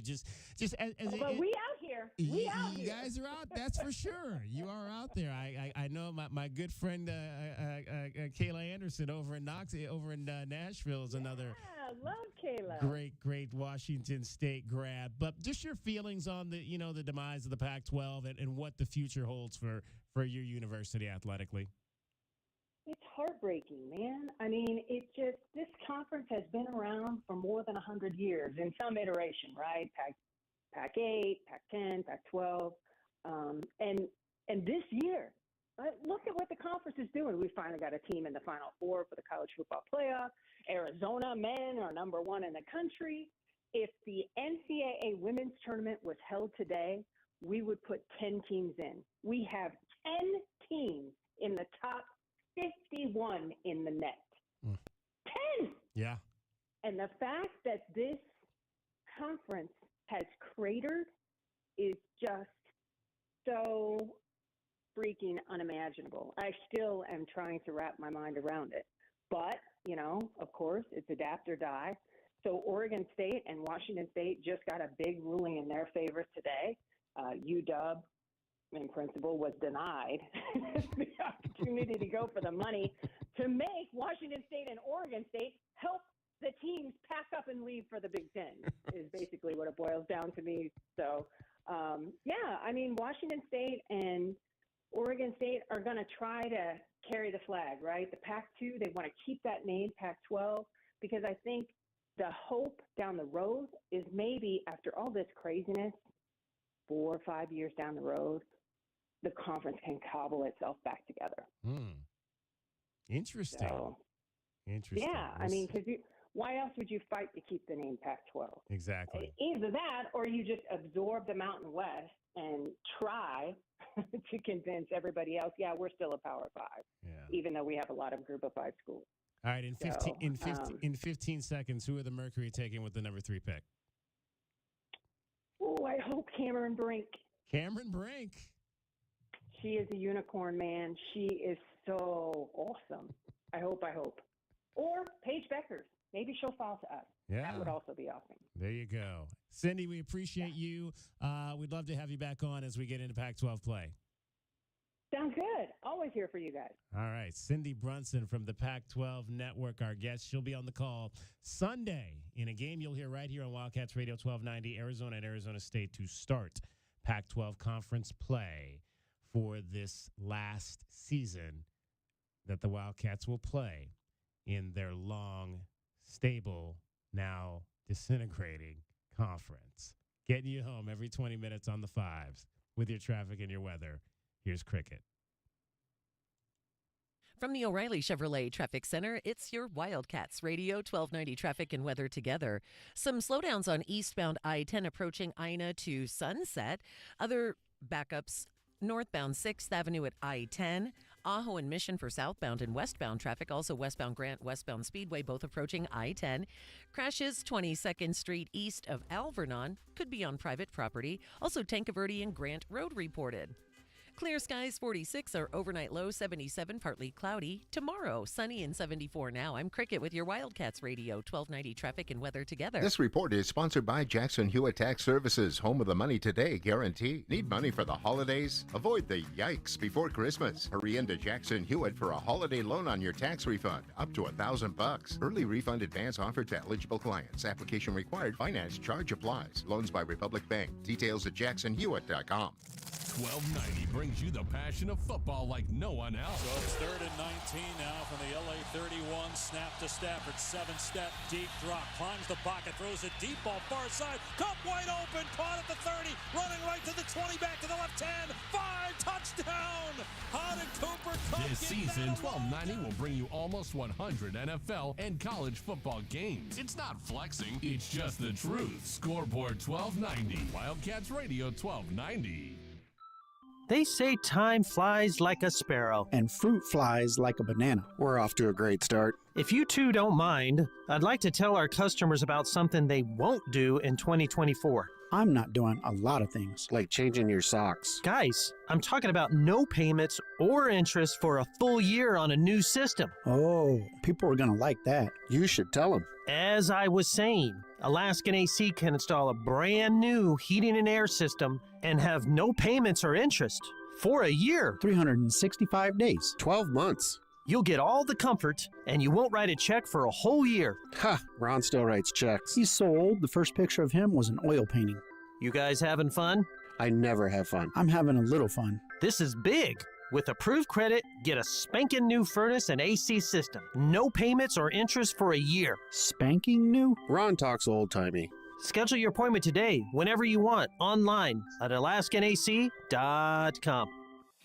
It's Pachanga time. The Barstool Sports Arizona Bowl is thrilled to bring 2 powerhouse programs, the Toledo Rockets and Wyoming Cowboys, to Arizona Stadium on December 30th. But Pachanga Week is more than the football game. It's Tucson's own end-of-year party that doesn't stop until the Taco Touchdown at the Taco Bell New Year's Eve Downtown Bowl Bash, featuring fireworks presented by O'Reilly Chevrolet.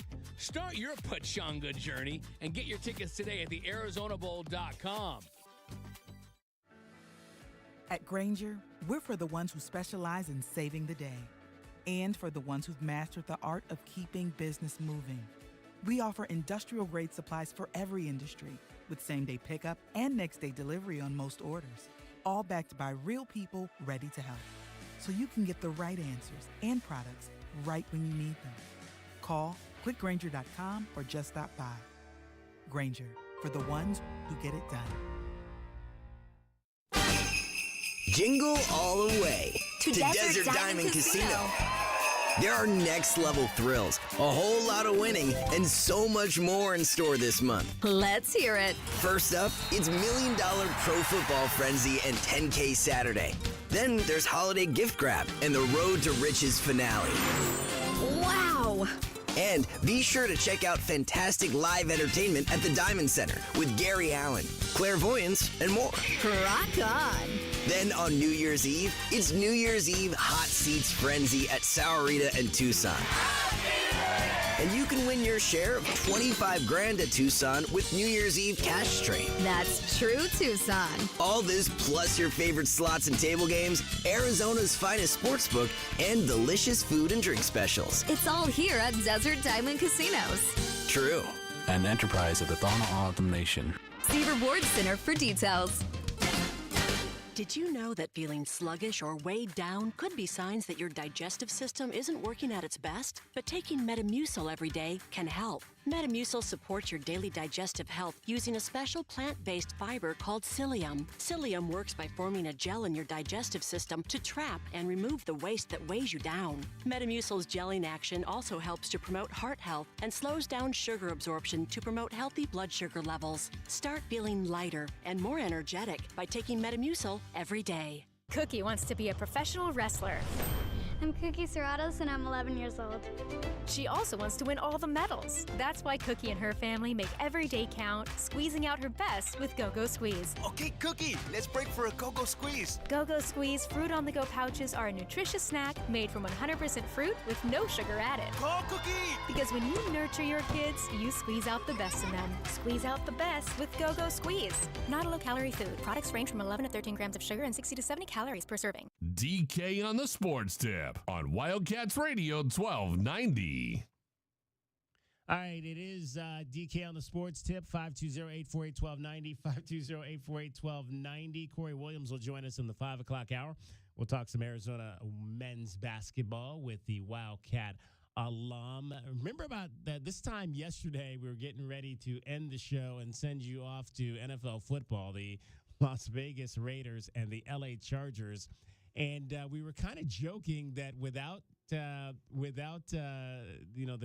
Raiders had not scored any points in their previous game against the Minnesota Vikings, and the Chargers were going to be without Justin, Herbert, their quarterback, and we might not get more than about 12 points in this particular game between these two teams. Well, that went away very quickly at Allegiant Stadium last night.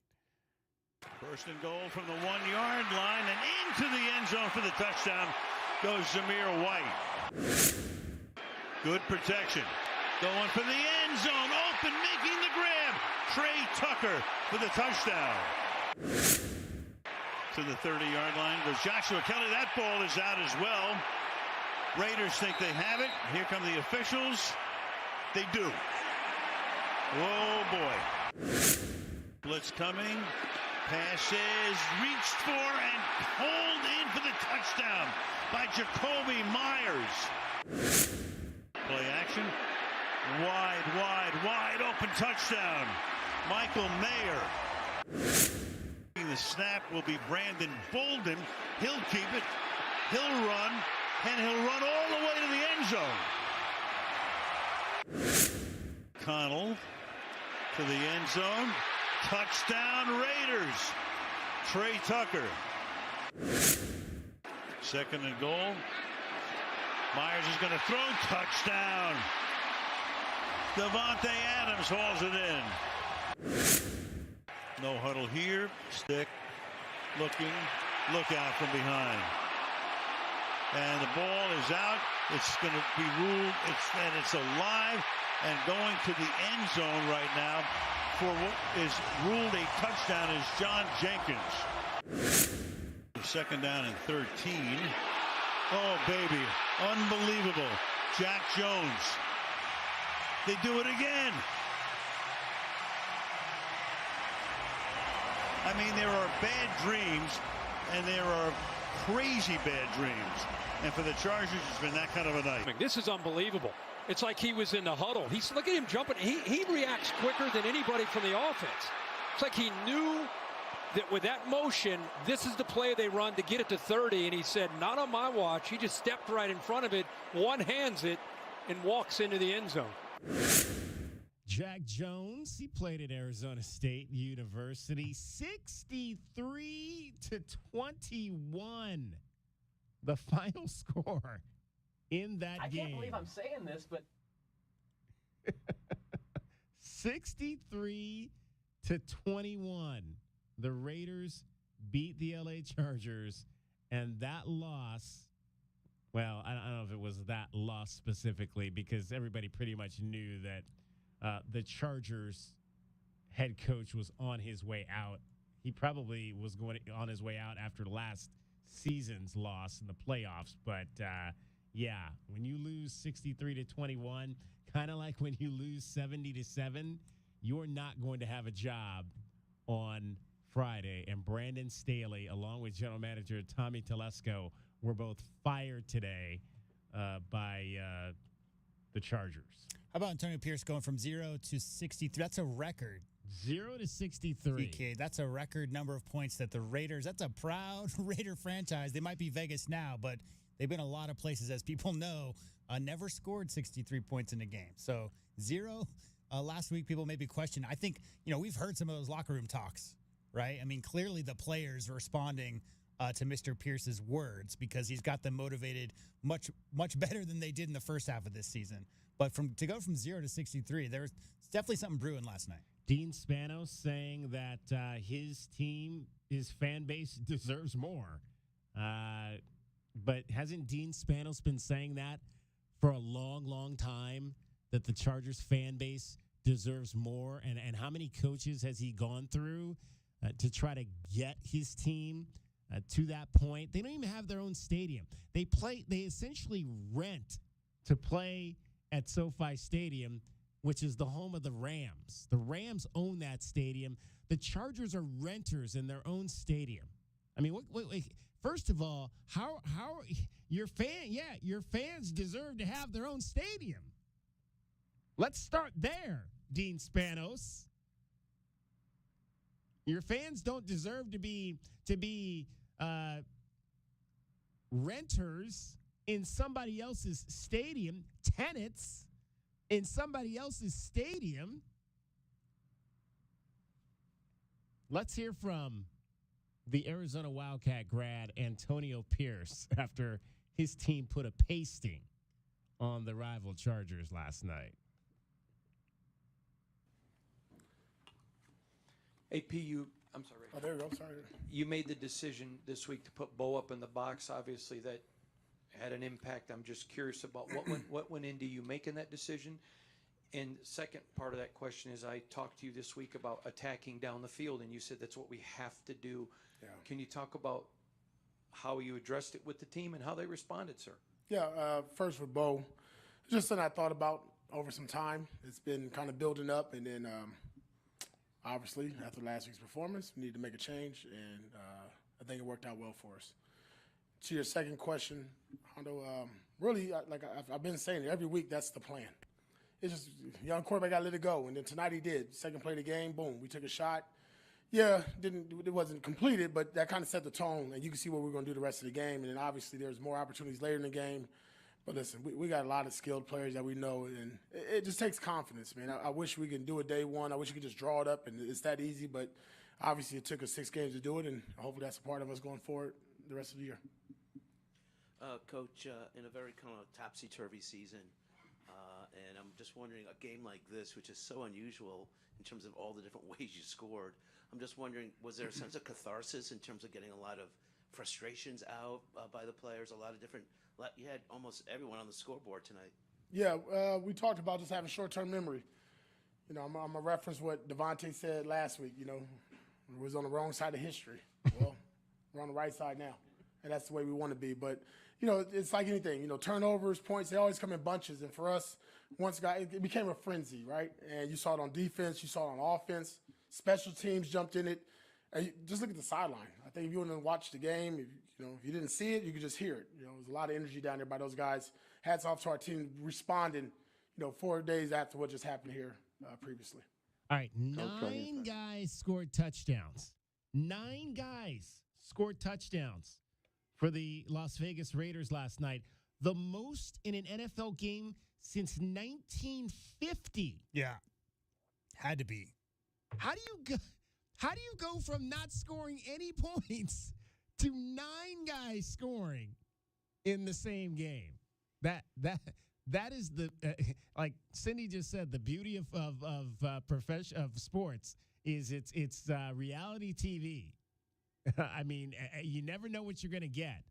One week they can't score at all, and the next week the team across from them could not stop them from scoring. 9 guys with touchdowns. And I don't know if you saw the end of that game. If you watched it, it was on Prime. And we can talk about Prime because we're going to be dealing with Peacock tomorrow for Arizona. But at least Prime, we have it at my house because I believe my wife has Amazon, the Prime, whatever, the Amazon Prime or whatever you have that to have the channel. Yeah, you can definitely get it if you like to shop. Exactly, sure. Which she does like to shop on Amazon. Makes it easy. Exactly. Antonio Pierce, and this is a very baseball thing, but it happens in football. He stood outside the locker room and waited for every single person to come by, and he shook every single person's hands before he went into the locker room to address his team. And he had to wait because there was a player, I think, being interviewed out on the field that came in late. He had to wait, and he waited by that door until everybody. And I talked about it the other week when I went up to the Rams and the Cardinals game about like how many there was like 40 auxiliary people on the sideline. So I would imagine every team probably has 40 auxiliary people, and you're talking about a 53-man roster. So that's over 100 people probably that he stood and waited and shook everybody's hand. And there's a lot of people that are, you know, they'll talk bad about Antonio Pierce. He coached at high school and put up, I think he beat a team 90-9 in a high school game. And obviously all the things that happened with Antonio Pierce at Arizona State and getting that program in trouble with the NCAA and bringing in recruits during COVID. But he may have found his call. And I don't know if he's going to be the head coach of the Las Vegas Raiders moving forward. But I definitely think he's got a future in the National Football League. As either a coordinator or maybe potentially down the road as a permanent. That's head literally coach. what I was going to say is that if he doesn't wind up sticking around long term there, he's going to wind up somewhere because that type of everybody knows, you know, what he did as a player, right? And when you have the cachet of being a Super Bowl champion and obviously what he brought to the game and how the impact that he had, his voice is going to be heard by players because they want to get to that spot, right? But when you're in the midst of a losing streak, they lost the Dolphins, Chiefs, and Vikings before this last game. That's not a great team, right? So they're not expecting so much. But when you get the players and get everybody on the same page and play hard, DK, that's priority number one in a bad situation like he inherited. So sticking around and shaking everybody's hand after a win like that, clearly he's demonstrating that he wants to be in the NFL long term in a position of leadership. And I can't imagine that he won't be, even if it's not there in Las Vegas. 520-848-1290 is the number to get in on the program. You can call us at that number. You can text us at that number. Corey Williams is going to join us in the 5 o'clock hour to talk some Arizona versus Purdue men's basketball with JW Madden and cricket. It's DK on the Sports Tip. I'm David Kelly. You're listening to Wildcats Radio 1290. From the O'Reilly Chevrolet Traffic Center, it's Wildcats Radio 1290 traffic and weather together. Collisions reported Ruth Ruff east of La Cholla and some light westbound slowing on Ruth Ruff approaching La Cholla. Broadway and Wilmot and Broadway reported. Also collision Tancaverdi and Grant Road and Tancaverdi. And we are seeing some backups on the eastbound side of I-10 approaching Ina to nearly Sunset. Also some slowing on the westbound side of I-10 approaching Ruth Ruff. Weather-wise, clear skies, 46. The overnight low, 77, partly cloudy tomorrow, and 74 now. I'm Cricket with your Wildcats Radio, 1290 traffic and weather together. This report is sponsored by Big O Tires. 'Tis the season of savings from Big O Tires. Get up to $140 in rebate savings on select sets of 4 Michelin tires with paint installation. Hurry, offer ends January 7th. Details at BigOTires.com. Big O Tires, the team you trust. This is Jim Rome with your Rome Report. Well, that certainly was horrific. Ask Brandon Staley and Tom Telesco. Neither of them have jobs this morning. And is anybody really surprised? That's how bad that was. The Spanos family has only fired a head coach midseason once. I don't think there was any doubt that Brandon Staley would be looking for a new job at the end of the season, but I really thought that he'd make it through the regular season. Then watching his team fall behind 42-0 last night to a team that didn't score any points 4 days earlier, I had concerns as to whether or not that guy would make it through the game. He did, but did not make it to the weekend. Frankly, they had no choice. That was humiliating to everybody involved. That was humiliating to everybody not involved. I have nothing to do with it, and I didn't want to show my face in public after that game. Staley is gone, Tom Telesco is gone, and now the only question is, where do the Spanos turn next?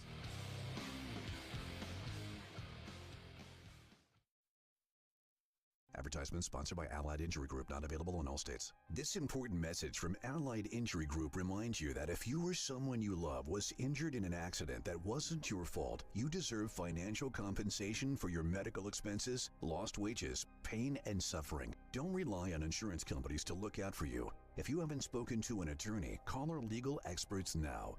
Work accident, truck accident, collision with an uninsured driver, or a slip and fall. Allied Injury Group has helped clients win hundreds of millions of dollars in damages. They're available 24/7 to take your call and fight for you. Remember, if you or someone you love suffered injuries in an accident that wasn't your fault, like being struck by a drunk driver, a collision with an 18-wheeler, were a victim of workplace negligence or more, get the financial compensation you deserve. Call Allied Injury Group for a free consultation now. Call 800-781-1815. That's 800-781-1815. Again, 800-781-1815. Royal Buick GMC is your destination for top trade value. Get an extra $5,000 over Kelley Blue Book for your trade at Royal. Plus, huge stackable savings on Buick and GMC models. Get into a new 24 GMC Terrain SUV starting from $21,990, or new 24 GMC Sierra Crew Cab starting at $29,990. How about the all-new Buick Envista starting from $23,495? And get 1.9% APR financing for 36 months on these and many more Buick and GMC models. Plus, all new Buicks are eligible for no payments for 120 days. See dealer for details. Trade-in must be used towards purchase of a new vehicle. All offers OAC plus tax, title, license, dealer-installed options, and $529 doc fee. Most financed through GM Financial. Terrain G7829. Sierra G7741. Offers end 12/31/23. Bring your trade to Royal and stack up the savings. Now at Royal Buick GMC in the Tucson Auto Mall or RoyalTucson.com.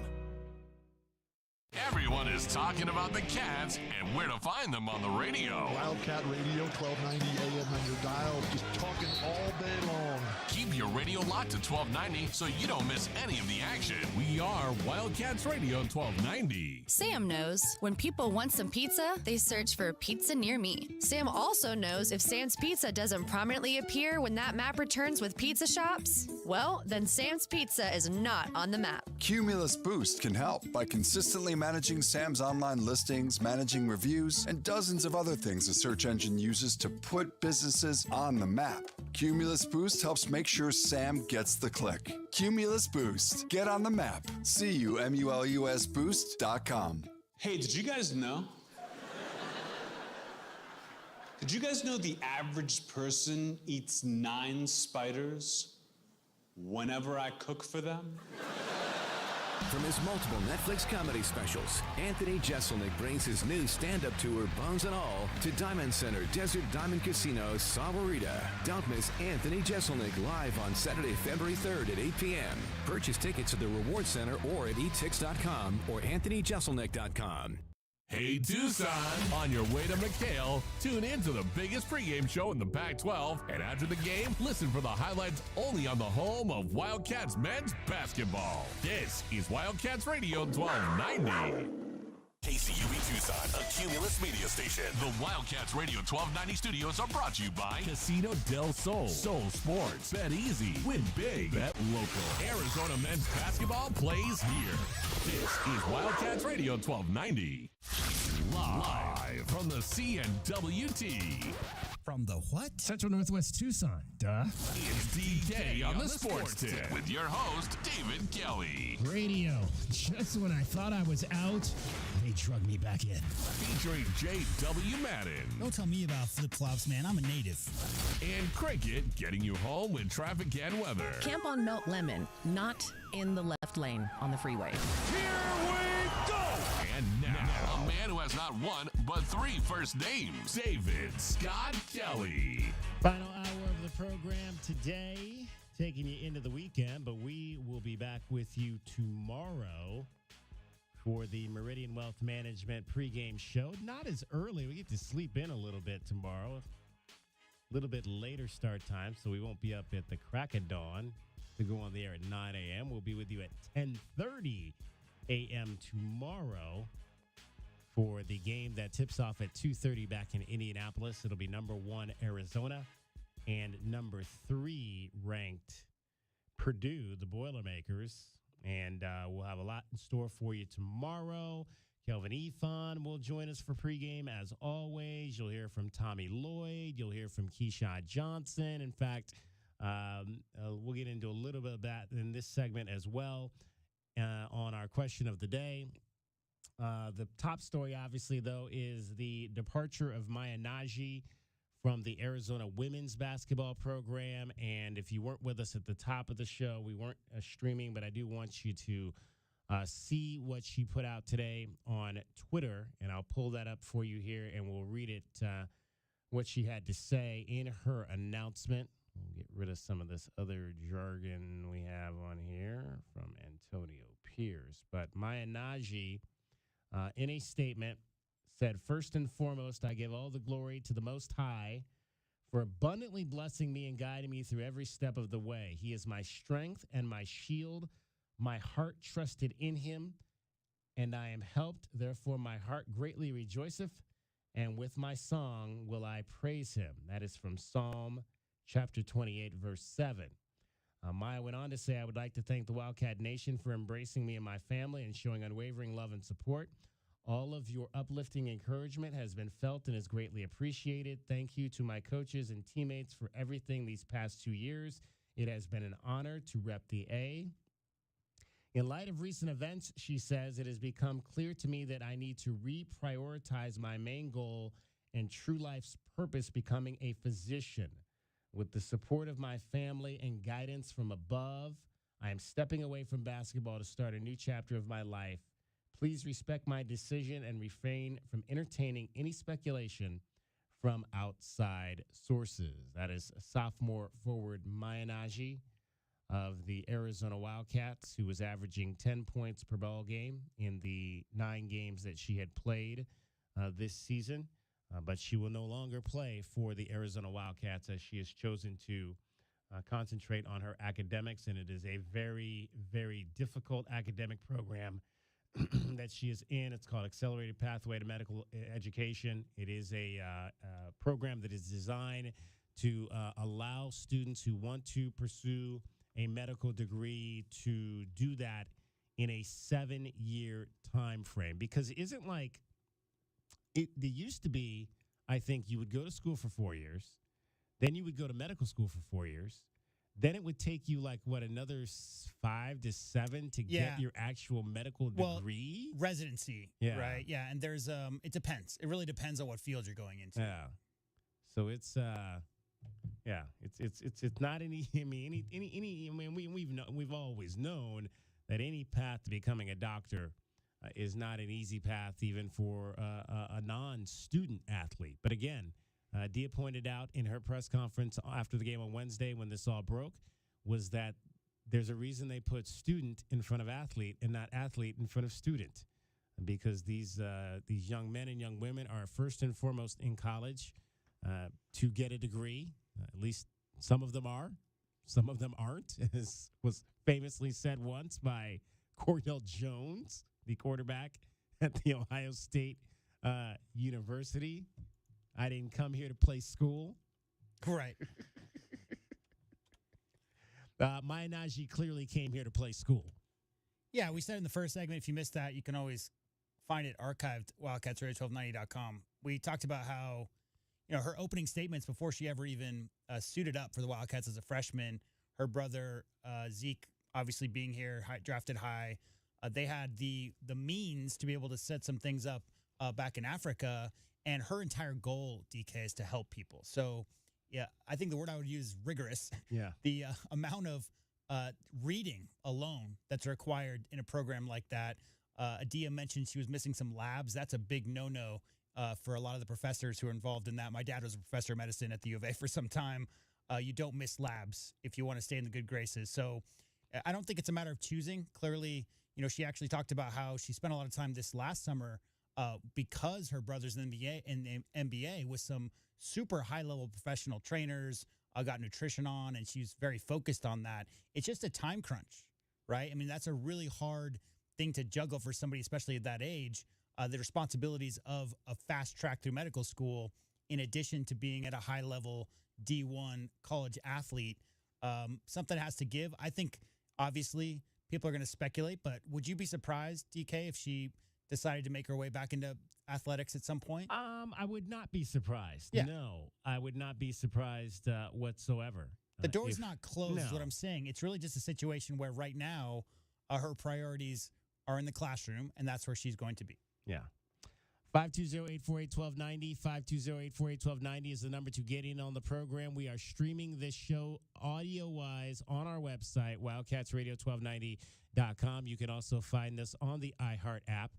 Take 1290 with you wherever you go. Text app. Get our app. The app absolutely slaps right now. There's all kinds of stuff over there for you in our new format. I finally got it put together. So text app 520-848-1290. We will send you the link to download the Wildcats Radio 1290 app What for if they your phone. accidentally text slap at you? What happens then? You might get slapped back. Yeah. Alexa whispers when you whisper. If you Right. text slap, I don't know what's going to happen. Don't forget, you're going to have to buy Peacock in order to watch tomorrow's Arizona men's basketball game. Not a Peacock. Don't go not buy a Peacock. That's not how this works. Peacock is a network. You're going to have to buy Peacock in order to watch the game tomorrow. You can buy it for a month, and then you can get rid of it. It's kind of like I was saying that I can never remember the name of that high school service that I get that does all the games. They do all the state championship games, but I buy it for the month for the state championship games, and then it's actually kind of cool because it's almost like I can turn it on and turn it off whenever I want to because my account is still there. So I just turn it on in November when I need it. When I did this when I was in TV, I don't need to do it anymore. But I would turn it on in November to get the high school championship games. Then I would turn it off in December. Then I would turn it back on in February. And then I would turn it back off again in March. And then if I needed to turn it back on for baseball and softball, though normally the videos for those aren't as good. So we would just generally go shoot those games ourselves. But, yeah, it's kind of similar. Just buy it for the game tomorrow and then cancel your subscription on Sunday or Monday. And you only have to pay $5.99. You know, when I was a kid growing up, Camino Colibri is where I grew up, and that's a Hummingbird Trail. And there was a peacock, DK. At the end of my road, I had to walk a long way back in those days to get to the bus stop. And I had to walk past a couple of peacocks that one of our neighbors had growing up here in Tucson. Somebody just text the app. And so we appreciate you for texting the app, and the link was sent out to that person so they can download our app and follow along with us. Now, remember, we don't carry the games. All right, No. we don't carry the games on the app. You can't stream the games through us. You have to go to the Varsity Network. So download their app, too, while you're at it. Download the Varsity Network app so you can listen to all the Arizona men's basketball games and Arizona women's basketball games through that service. It is our broadcast, but you got to go through the university to do that because I have to put up the geo fence around Tucson, so you cannot hear men's basketball games through our streaming services. So get outside of the fence and get the Varsity app as well. Cricket is back with us. Hello. Cricket. Hey. So what are you going to do there? You got anything exciting this weekend, Cricket? Anything going on this weekend? I'm gonna go to a small party tonight, and then on Sunday gonna do a. Is it a Christmas party or just a party? It is an ugly sweater party. Oh, okay. Yeah. So, but That's it's very cool. small scale, so that's kind of cool. I don't No, really you're not wearing. have Let me put you on blast here. like I You're don't wearing own Oh, one wait, of the wait. bright like. She's wearing an Arizona Wildcat sweater. Is that supposed to be ugly? Nope. Are you saying the Arizona Wildcats are ugly, Cricket? Not at all. I actually Okay, love all this right. shirt. I think she probably has her ugly sweater in the car. She can change later. Okay. Yeah, it's our secret. I was about to have to, we might have to take you down for making Arizona ugly now. Come on. I've never spent the money on an ugly sweater, and I think most of them are kind of cute. That people Yeah, call them ugly. I'm exactly. like, oh, that's so fun. Right. Yeah. Right. Okay. So that's going to be a fun party tonight. Mm-hmm. And then what's Saturday and Sunday? What's on the docket? On Sunday, I get together with a bunch of my nerdy girlfriends, and we make handmade cards, like with rubber stamps and like stickers and papers and Christmas stuff like cards? that. We did that in November. So Okay. it's a freestyle one this weekend. We can do whatever we want.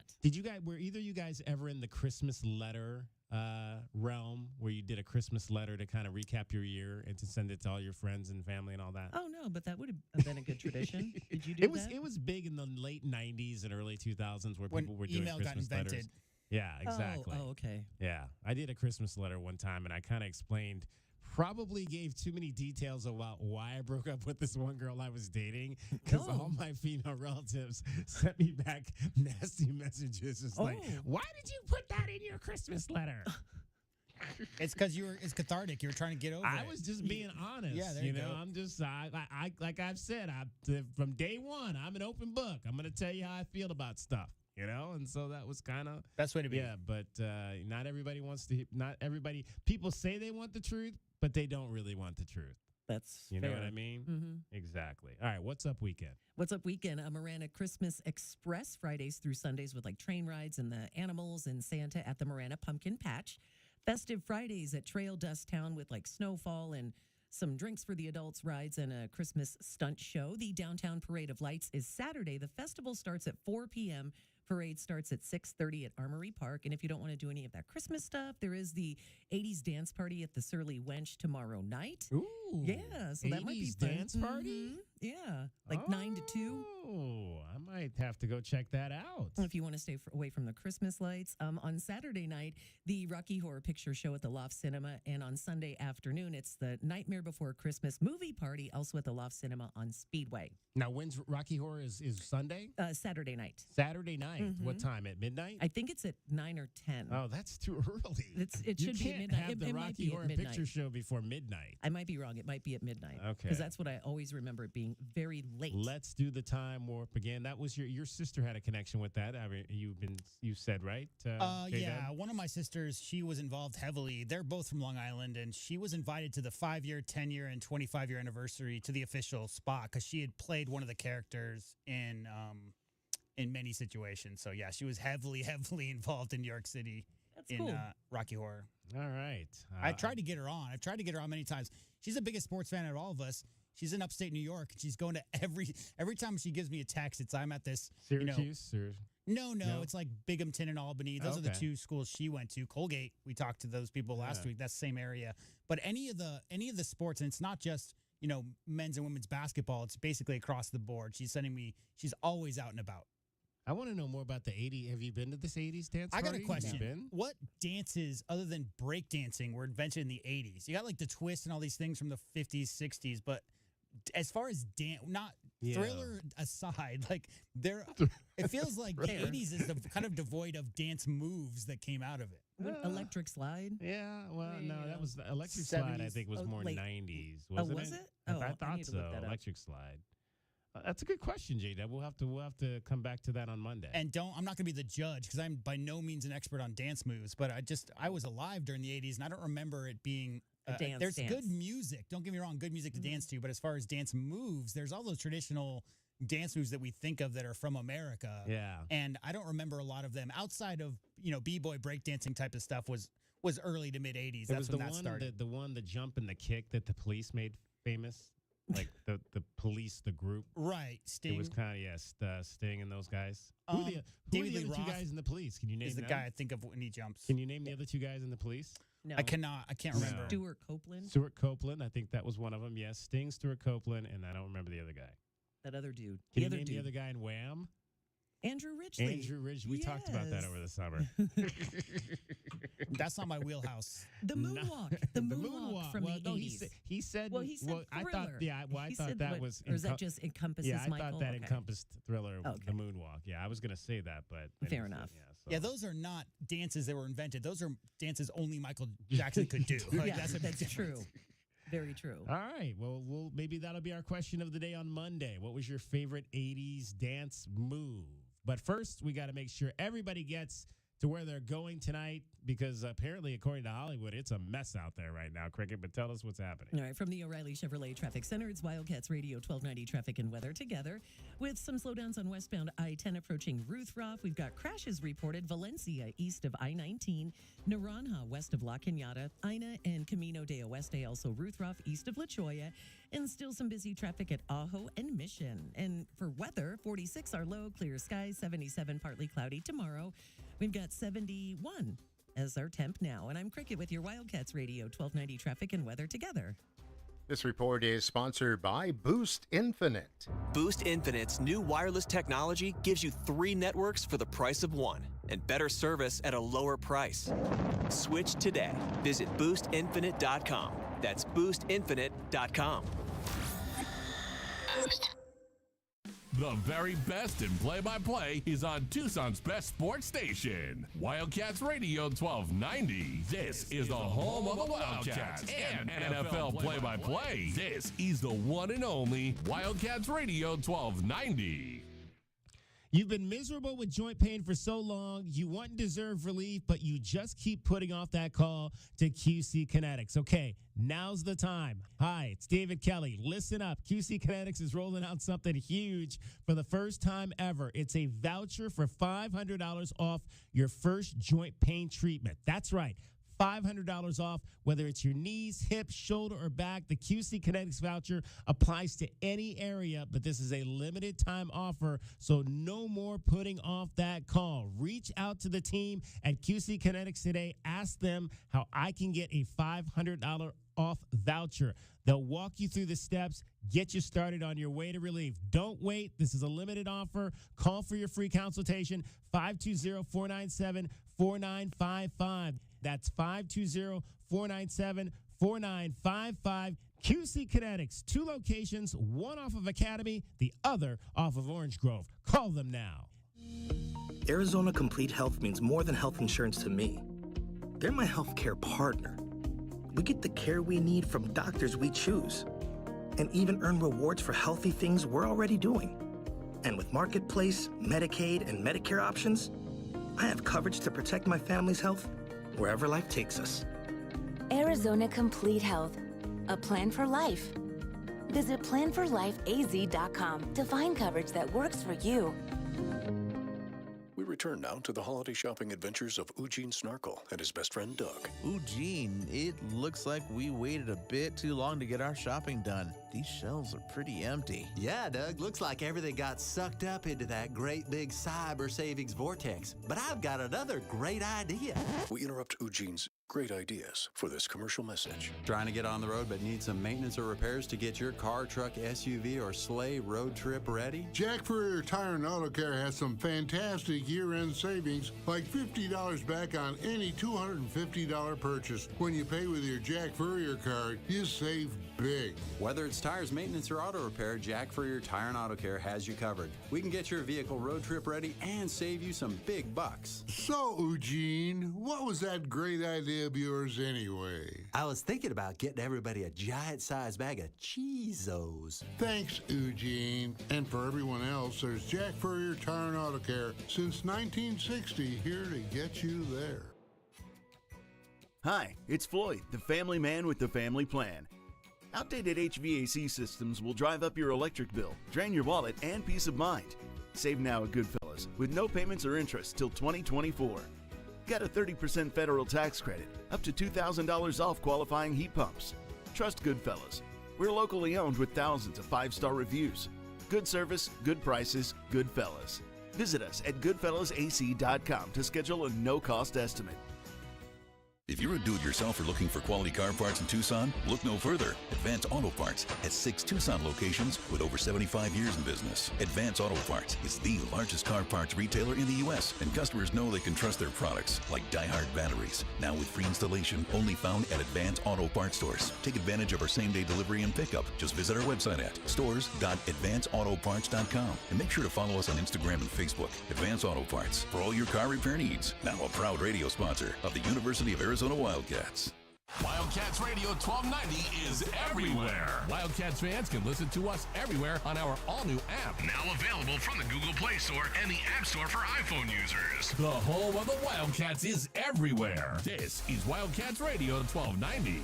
Why does 1290 run this town? It's simple. 1290 is the only radio station that brings you the Jed Fish and Tommy Lloyd radio shows. Scoreboard 1290. This is the home of the Wildcats. This is Wildcats Radio 1290.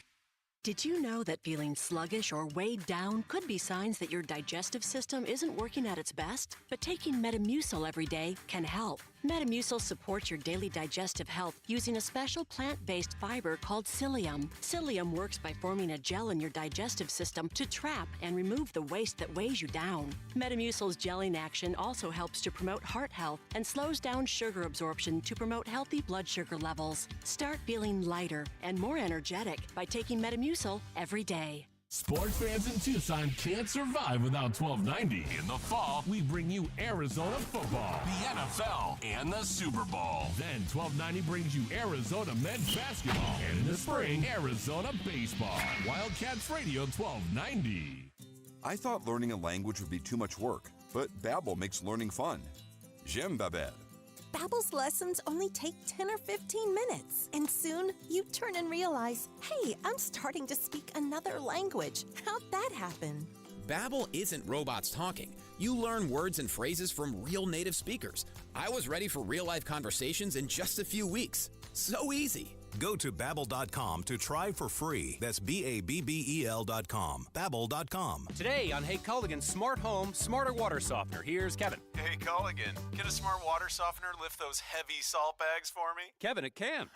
Wait, it can? Yep, the smart high-efficiency water softener from Culligan can alert your dealer when the salt needs to be replaced, and they'll do it for you, so your water stays soft and you stay away from lifting the bags. I mean, I could lift them if I wanted. No judgment here, Kevin. We're happy to do it, and we're already on the way. Let us help you out with a free in-home water test with the local Culligan water expert at Culligan.com. Caleb puts it on the floor, out between the rings. Over to Larson, squares up for the three, and that's the third. Lexus of Tucson Charity 3 for Pella Larson.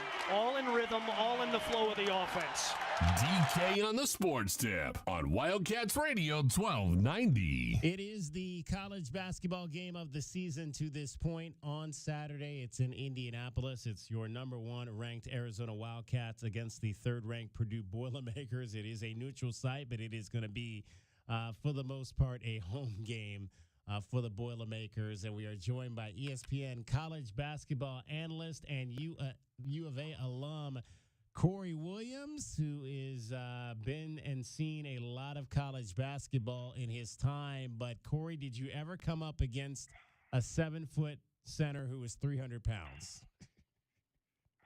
Actually played against a couple of them, if you remember, back in the day. There was a kid by the name, I believe his last name is McElvain. He played for Marquette. He was a 7-footer that we had to really prepare for. And then we also played against Big Country Reeves, if you remember him. Right, Big Country Reeves, yeah. Yeah. So, you know, it's all hands on deck when you play a 7-footer. It's the most unique experience I think basketball has to offer. I'd compare it to the time we played Iverson, when Iverson was at Georgetown. That was another instance. I'd say Big Country Reeves, Allen Iverson, and Jason Kidd we're going to be comparable to what Arizona's going to face with this Edey kid tomorrow. All right, so how did you guys deal with Big Country? So what happens is the coaches scout the game, and you know what that guy's favorite moves are. You know what he does very well. You know what he wants to do, what his tendencies are. And then you begin early, 4 or 5 days before the game, you start bringing your rules. Okay, when he's on the left block, he wants to go to his right shoulder, so we're going to double from the baseline. Or when he's coming to the middle, we're going to double from the top. So you start to implement the rules to take away his favorite stuff. That's why it's a team effort, because everybody's connected on a string. So we've got a 7-footer. When the ball goes inside, there's a set of rules that kick into place, and you'll see Arizona tomorrow react accordingly. But every player on the team needs to know, okay, I'm doubling from the top. You're going to slide over and take my man if he kicks it back out for the 3. So it is literally a team design. When you're playing a guy who demands a double team, all 5 players have a job. It's probably one of the most difficult things to do mentally, because everybody's got to be locked in and know exactly what to do in every situation, because a player like that can dominate a game and get guys in foul trouble, create open shots for others. It's a real challenge for coaches and more so for players too. Arizona Wildcats forward Corey Williams joining us, class of 1996. Corey, when you look at this Arizona defense, one of the things we've seen them do extremely well, especially out on the front side of the defense, is fight over screens. They very rarely go underneath. They're always fighting over the top of those screens. Why is that important in your eyes to the structure of Tommy Lloyd's defense? Well, you only go over the top of screens because you want to take away the shot. If you're playing a kid who can't shoot, then coaches say, by all means, go under the screen. But if you believe that you have solid post defenders, then you can go over the top and you tell the guard, hey, I know you're getting the ball screen. I'm going to fight over the top. If you want to keep on going down the lane and try to finish over Ballo or try to finish over Keyshawn Johnson, be my guest. It will not end well for you. So having rim protectors allows you to go over the top of the screen. If you've got guys, if you don't have rim protectors, you don't have shot blockers, you don't have guys that can make plays in the paint and alter shots, then you definitely want to go under and play what's called containment defense. Keep all the guys out of the lane because you don't have anybody that's going to make a difference. But with this Arizona team, I think the guards can get out and harass people with confidence and say, hey, if you want to go all the way down that lane, go ahead and give that a shot. And that's playing right into our hands defensively. Corey, you had obviously we've got Kelvin on our pregame show, and he's raved about meeting Caleb Love, Keyshawn Johnson, and those guys at your summer league program during the summer, and how they interacted with those kids. And I just want to hear your side of that, and when they were out there, what you saw from them and the takeaway you got from them as young men. Well, the thing that impressed me the most is how they just rolled up their sleeves. They came in with a big smile. They shook everyone's hands. They got right in and started interacting with the kids, and it kind of dawned on me like they adopted that Wildcat family persona immediately. I mean, it was the summertime. Classes hadn't started yet. It's a new team, new city, but those guys, it's like they've always been here, and I was really blown away with how fun and how exciting they made things with the kids. They really showed their personality. They're real basketball players. Wherever a ball is bouncing, those guys are going to be in the gym. They love working with the kids. You could not tell that any of them were transfers or anything like that. They just dove right in. So that was really refreshing to see, and I was really proud of those young men. I've gotten to know them all better since, but that first impression, I'm right there with Kelvin. They really did impress me. Really did. A couple weeks ago, I saw you. You went on the road to see your old buddy Damon Stoudemire down in Atlanta. Yeah, man. Damon, I'm so proud of him, and we talk and text all the time. And I said, you know what? I'm gonna sneak up on him and catch him at his home opener. He's at a Power 5 now, big business. So I just had to pop in and let him know. Even though things are going on, I'm still watching. I'm still paying attention to what's going on with him. I'm really excited for him. Yeah, how about them getting a win over Duke at home? You know, that was a good game, and Damon had told me the key player wasn't playing that night. I forget the kid's name, but he said, "Man, Dub, I got a kid who's a beast." And I tuned in for the Duke game, and man, he showed out. That kid is going to be a superstar. I texted Damon after the game. I said, "You better hide him somewhere because you may not have him after this season." You know, so but it's just one of those things where, you know, as a friend, I'm so proud of him and watching him coach, and I know him and I know his temperament and I know what he's going to ask of his players. And hopefully, and the one thing he said is, and this is one thing I talk to a lot of coaches when I do games.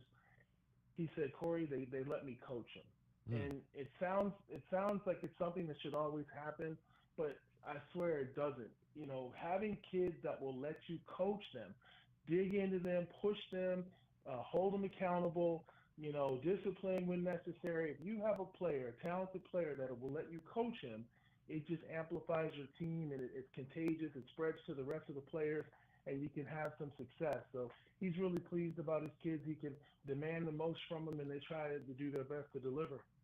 Corey Williams, our guest, U of A forward, 1996, college basketball analyst with ESPN. Corey, I want to talk a little bit about Keyshawn Johnson. Obviously, we've seen him come in here and bring a lot of energy from that 4 spot. He's shooting more three-point field goals this year than we've seen him shoot in the past. Right now, he's making them at about a 29% clip. Where does he need to be with that shot? Obviously, it's one that he needs to take for the benefit of this offense. But how many more of those do you think he needs to make for this offense to really go?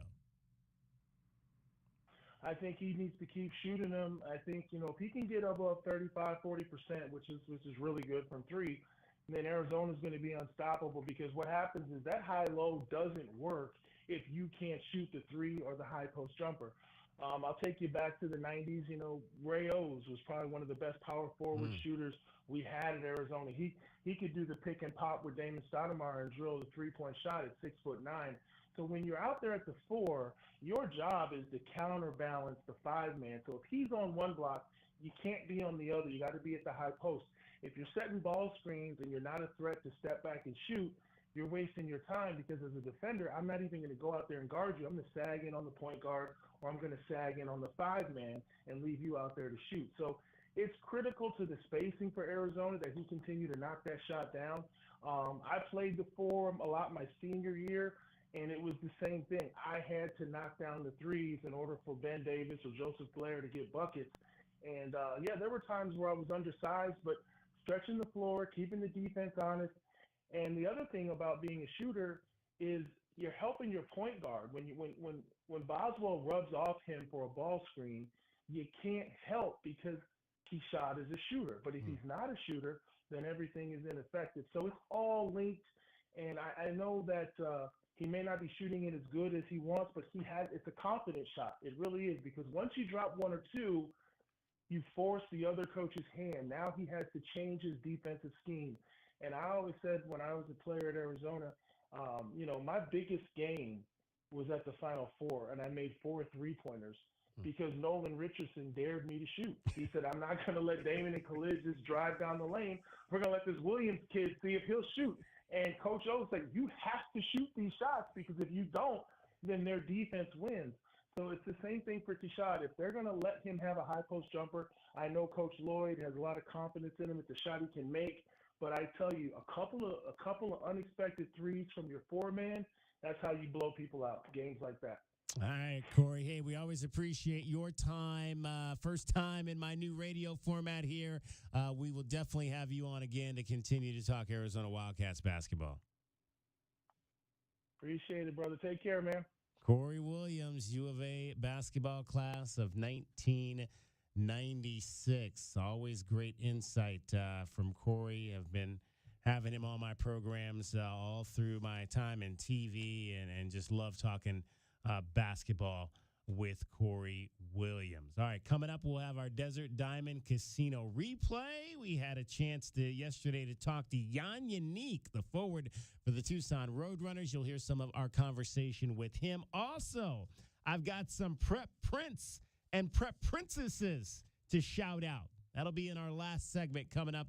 Final chance for you to get in on the program, 520-848-1290, if you would like to do so. Getting you home every 20 minutes on the fives, getting you through all this Christmas time traffic and your Christmas weather. Here's Cricket.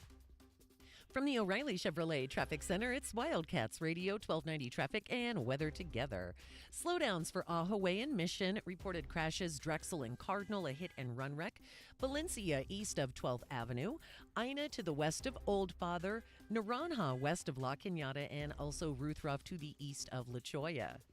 Clear skies overnight tonight, and 46 are low, 77 partly cloudy tomorrow, and 70 now. I'm Cricket with your Wildcats Radio 1290 traffic and weather together. This report is sponsored by Staples Stores. Staples holiday deals mean amazing savings for the holiday season on hot tech like laptops, game systems, earbuds, and more. Right now, save up to $350 on select PCs. In-store only, offer ends 12/23. See an associate for details. Have yourself a merry little holiday deal at Staples. Direct from Vegas, The Clairvoyants Holiday Spectacular, a brand new interactive show for the holiday season, featuring mind reading, magic tricks, and illusions, with a special appearance by Mr. Coney Hondini, the world's first mind-reading dog. Saturday, December 23rd, 8 p.m., Diamond Center at Desert Diamond Casino Sahuarita. On sale at Desert Diamond Reward Center or online at etix.com. Experience The Clairvoyants live. The moments that matter to Wildcats fans are only on 1290. Whether we win, Put together a solid one tonight. Arizona 31, Texas El Paso 10. That's your final. Or whether we lose. For review, the runner's elbow was down with the ball short of the 15-yard line. 1290 is always there by your side to bring you all the raw emotion of the moments that matter to Wildcats fans. We are Wildcats Radio 1290. Boost Mobile is giving families the holiday gift they really want. $1,000. That's what you could win with Boost Mobile's 12 days of Boostmas. That's right. Boost Mobile is giving away $1,000 a day. And to enter for your chance to win, all you have to do is stop by your local Boost Mobile store. You can enter anytime before December 23rd. But why wait? Head over to your local Boost Mobile store today for your chance to win $1,000 from Boost to you and yours. Sweepstakes ends 12/24/23. No purchase necessary. Void where prohibited by law. Visit winwithboostmobile.com/boostmas for details. Don't miss new deals every day during Lowe's 25 Days of Deals. Get up to 50% off select tools and accessories. Plus, bring home a Werner 4-foot fiberglass stepladder, now just $29.98. And get same-day delivery for eligible in-stock items when you order by 2 p.m. Lowe's knows deals every day. Valid through 12/20 while supplies last. Selection varies by location. Delivery by 8 p.m. Subject to driver availability. Fees vary based on purchase. Additional terms apply. See Lowe's.com/same-day delivery for details. Frog and Firkin, a standout among the bars and restaurants in the University area. Frog and Firkin does what very few pubs can, combine a festive atmosphere and great beer with a menu that could stand on its own in any restaurant setting. A sports enthusiast dream with over 30 TVs, 30 beers on tap, and over 100 import and domestic bottles. Daily drink and food specials, and the kitchen is serving until 10. A standout in the University area. Frog and Firkin. Eat local, support local. frogandfirkin.com. Tired of dry, itchy skin? Have mineral buildup at every faucet. Ram Plumbing's affordable, green, eco-friendly water softener and alkalized purification systems are built right here in our great state of Arizona and use a fraction of the wastewater as their competitors. Want soft water, non-chlorinated, or the best alkalized drinking water?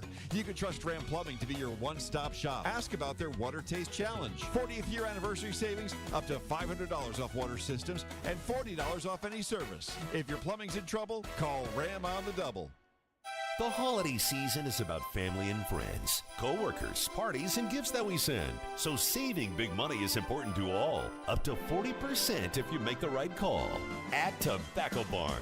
This holiday season, remember, you can save up to 40% on all your favorite tobacco products at Tobacco Barn. Plus, up to $20 in city and state sales tax because they're on the reservation. And save up to $3 with a coupon at TobaccoBarnTucson.com. Hey, even Santa likes saving big money at Tobacco Barn. Ho, ho, ho. Miss Claus loves it here. So save up to 40% on your favorite tobacco products. Save up to $20 in state sales tax. Pay no city sales tax. And save up to to $3 with a coupon at TobaccoBarnTucson.com.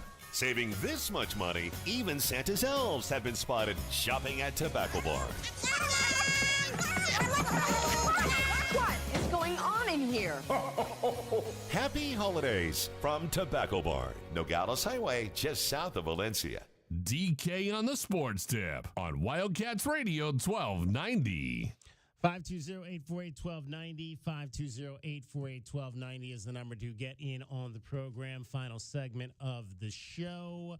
Want to remind you that we've got Arizona men's basketball tomorrow at 10:30 a.m. That is when we will start our coverage, the Meridian Wealth Management Countdown to Tip-Off Show, 10:30 to 1:30. We will talk all about this game coming up. And don't forget, you have got to get it. It's on a streaming service. It's on a pay-for-play streaming service or pay-per-view. It is called Peacock, $5.99. You can get it for 1 month, and then you can delete it.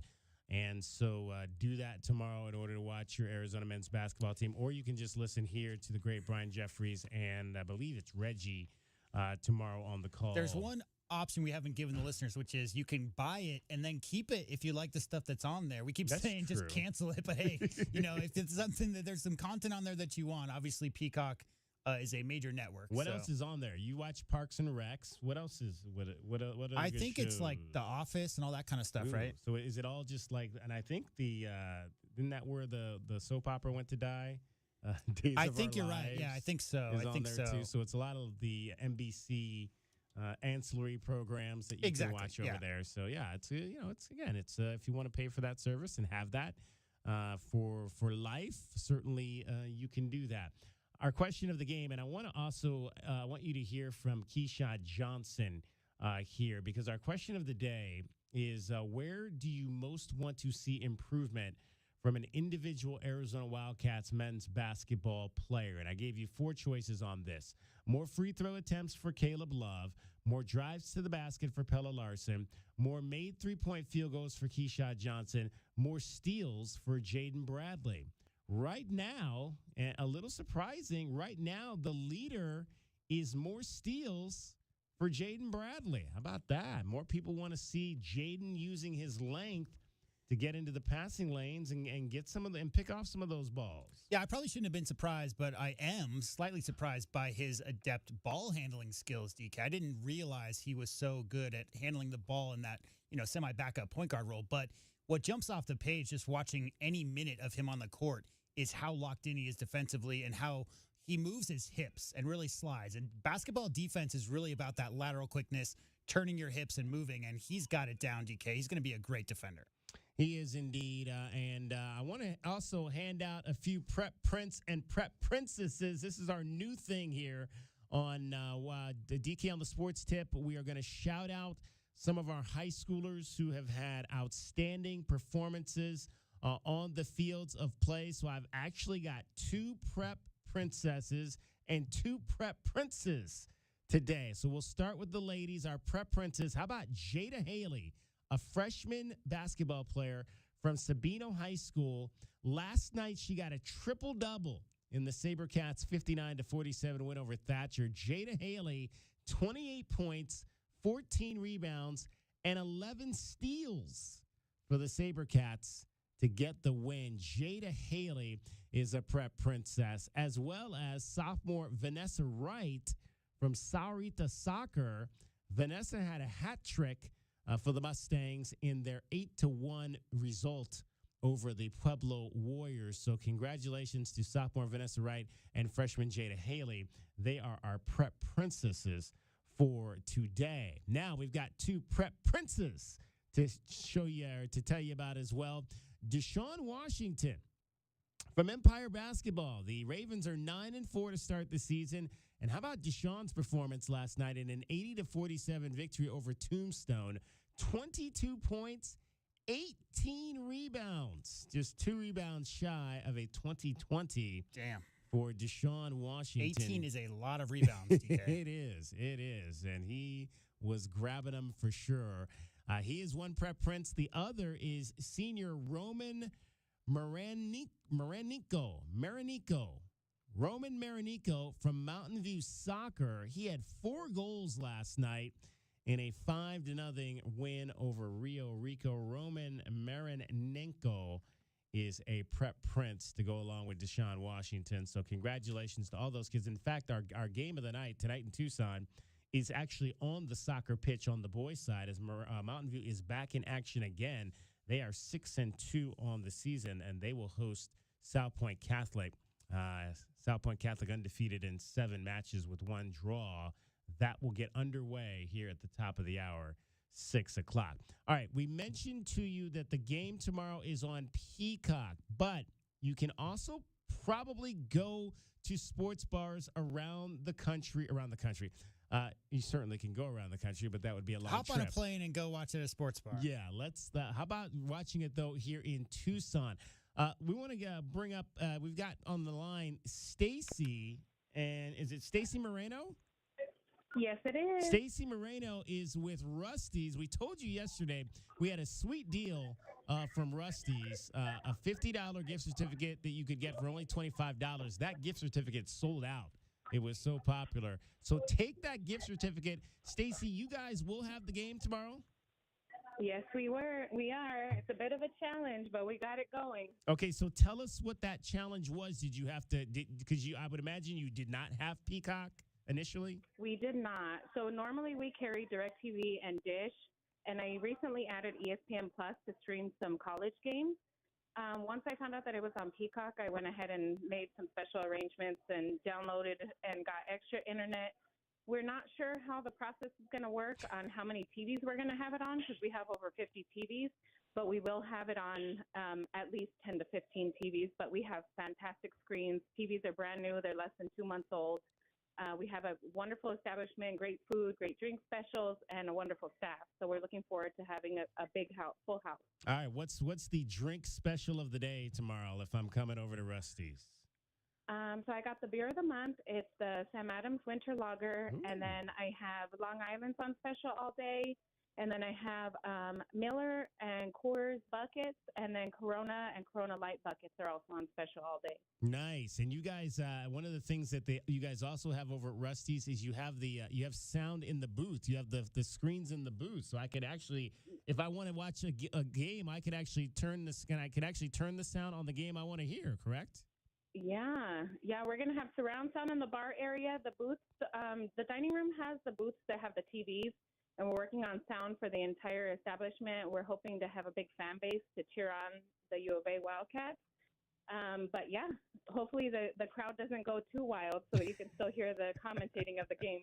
And what do you guys have anything special in the plans for the bowl game coming up here in a week and a half? You know, we're working on it right now. As of right now, I'm getting together with my reps so that they can coordinate some stuff so we can do some giveaways and some fun stuff. But in the meantime, we still have our Rusty's U of A shirts for sale. Awesome. Stacy, hey, we appreciate you giving us a call and letting folks know that Rusty's is a place to watch Arizona Purdue on Saturday. Absolutely. We're looking forward to seeing everyone. All right. Thanks so much, Stacy. Thank you. For Have calling. a great weekend. Absolutely. Stacy Moreno over at Rusty's Sports Bar and Grill. All right. Let's give you a chance now to hear our Desert Diamond replay here from a guy we had a chance to talk to on Thursday. And now, the best thing you will hear all day. Hachi-machi! It's time for the Wildcat Radio Replay. In case you missed this earlier in the day, we now bring you the best of 1290. It's made possible by Desert Diamond Sportsbook, Arizona's best bet. Hey, you played last year with Mike Carcone, and now he's obviously up there doing some great things with the Coyotes in the National League. What was fun about being his teammate, and what have you liked about what he's been able to do this season for the big club?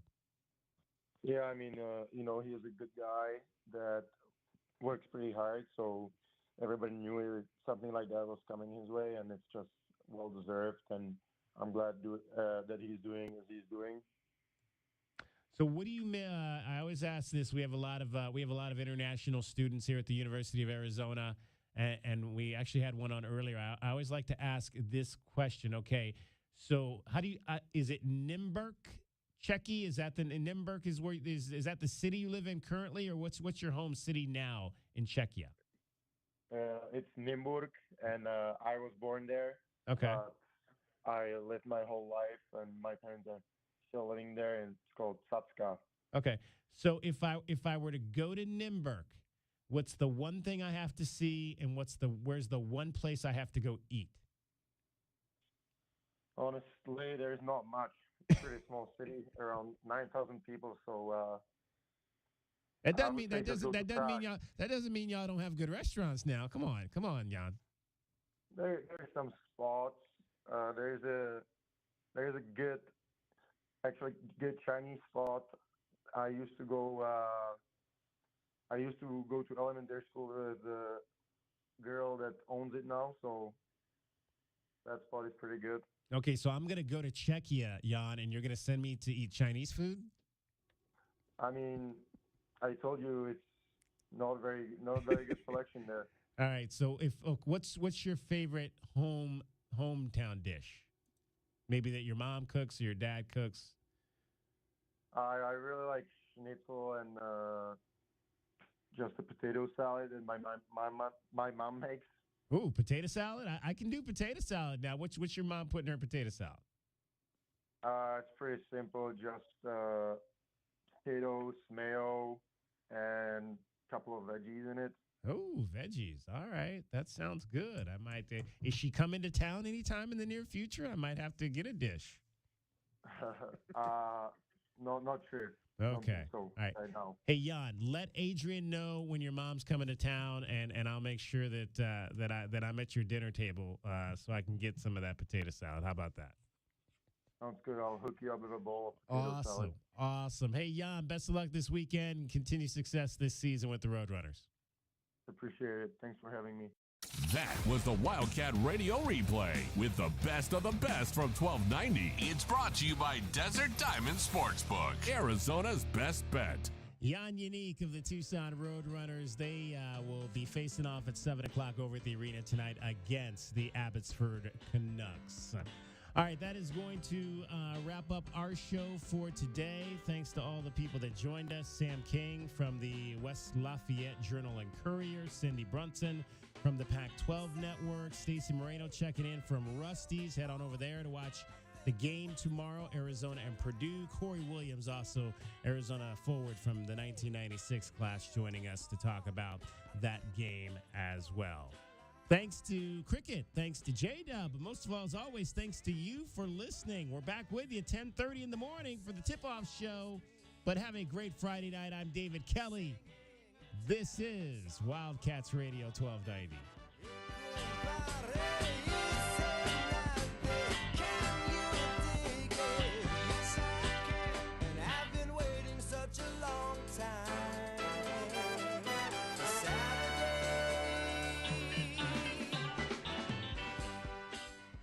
From the O'Reilly Chevrolet Traffic Center, it's your Wildcats Radio 1290 traffic and weather together. Near Winter Haven's Festival of Lights, expect a lot of vehicle traffic and a lot of pedestrian traffic in the area of Fort Lowland Country Club. Earlier crashes clearing Drexel and Cardinal, a hit and run wreck, a crash on Valencia east of I-19. 46 and clear tonight, 77 partly cloudy tomorrow, and 68 now. And I'm Cricket with your Wildcats Radio 1290 traffic and weather together. This report is sponsored by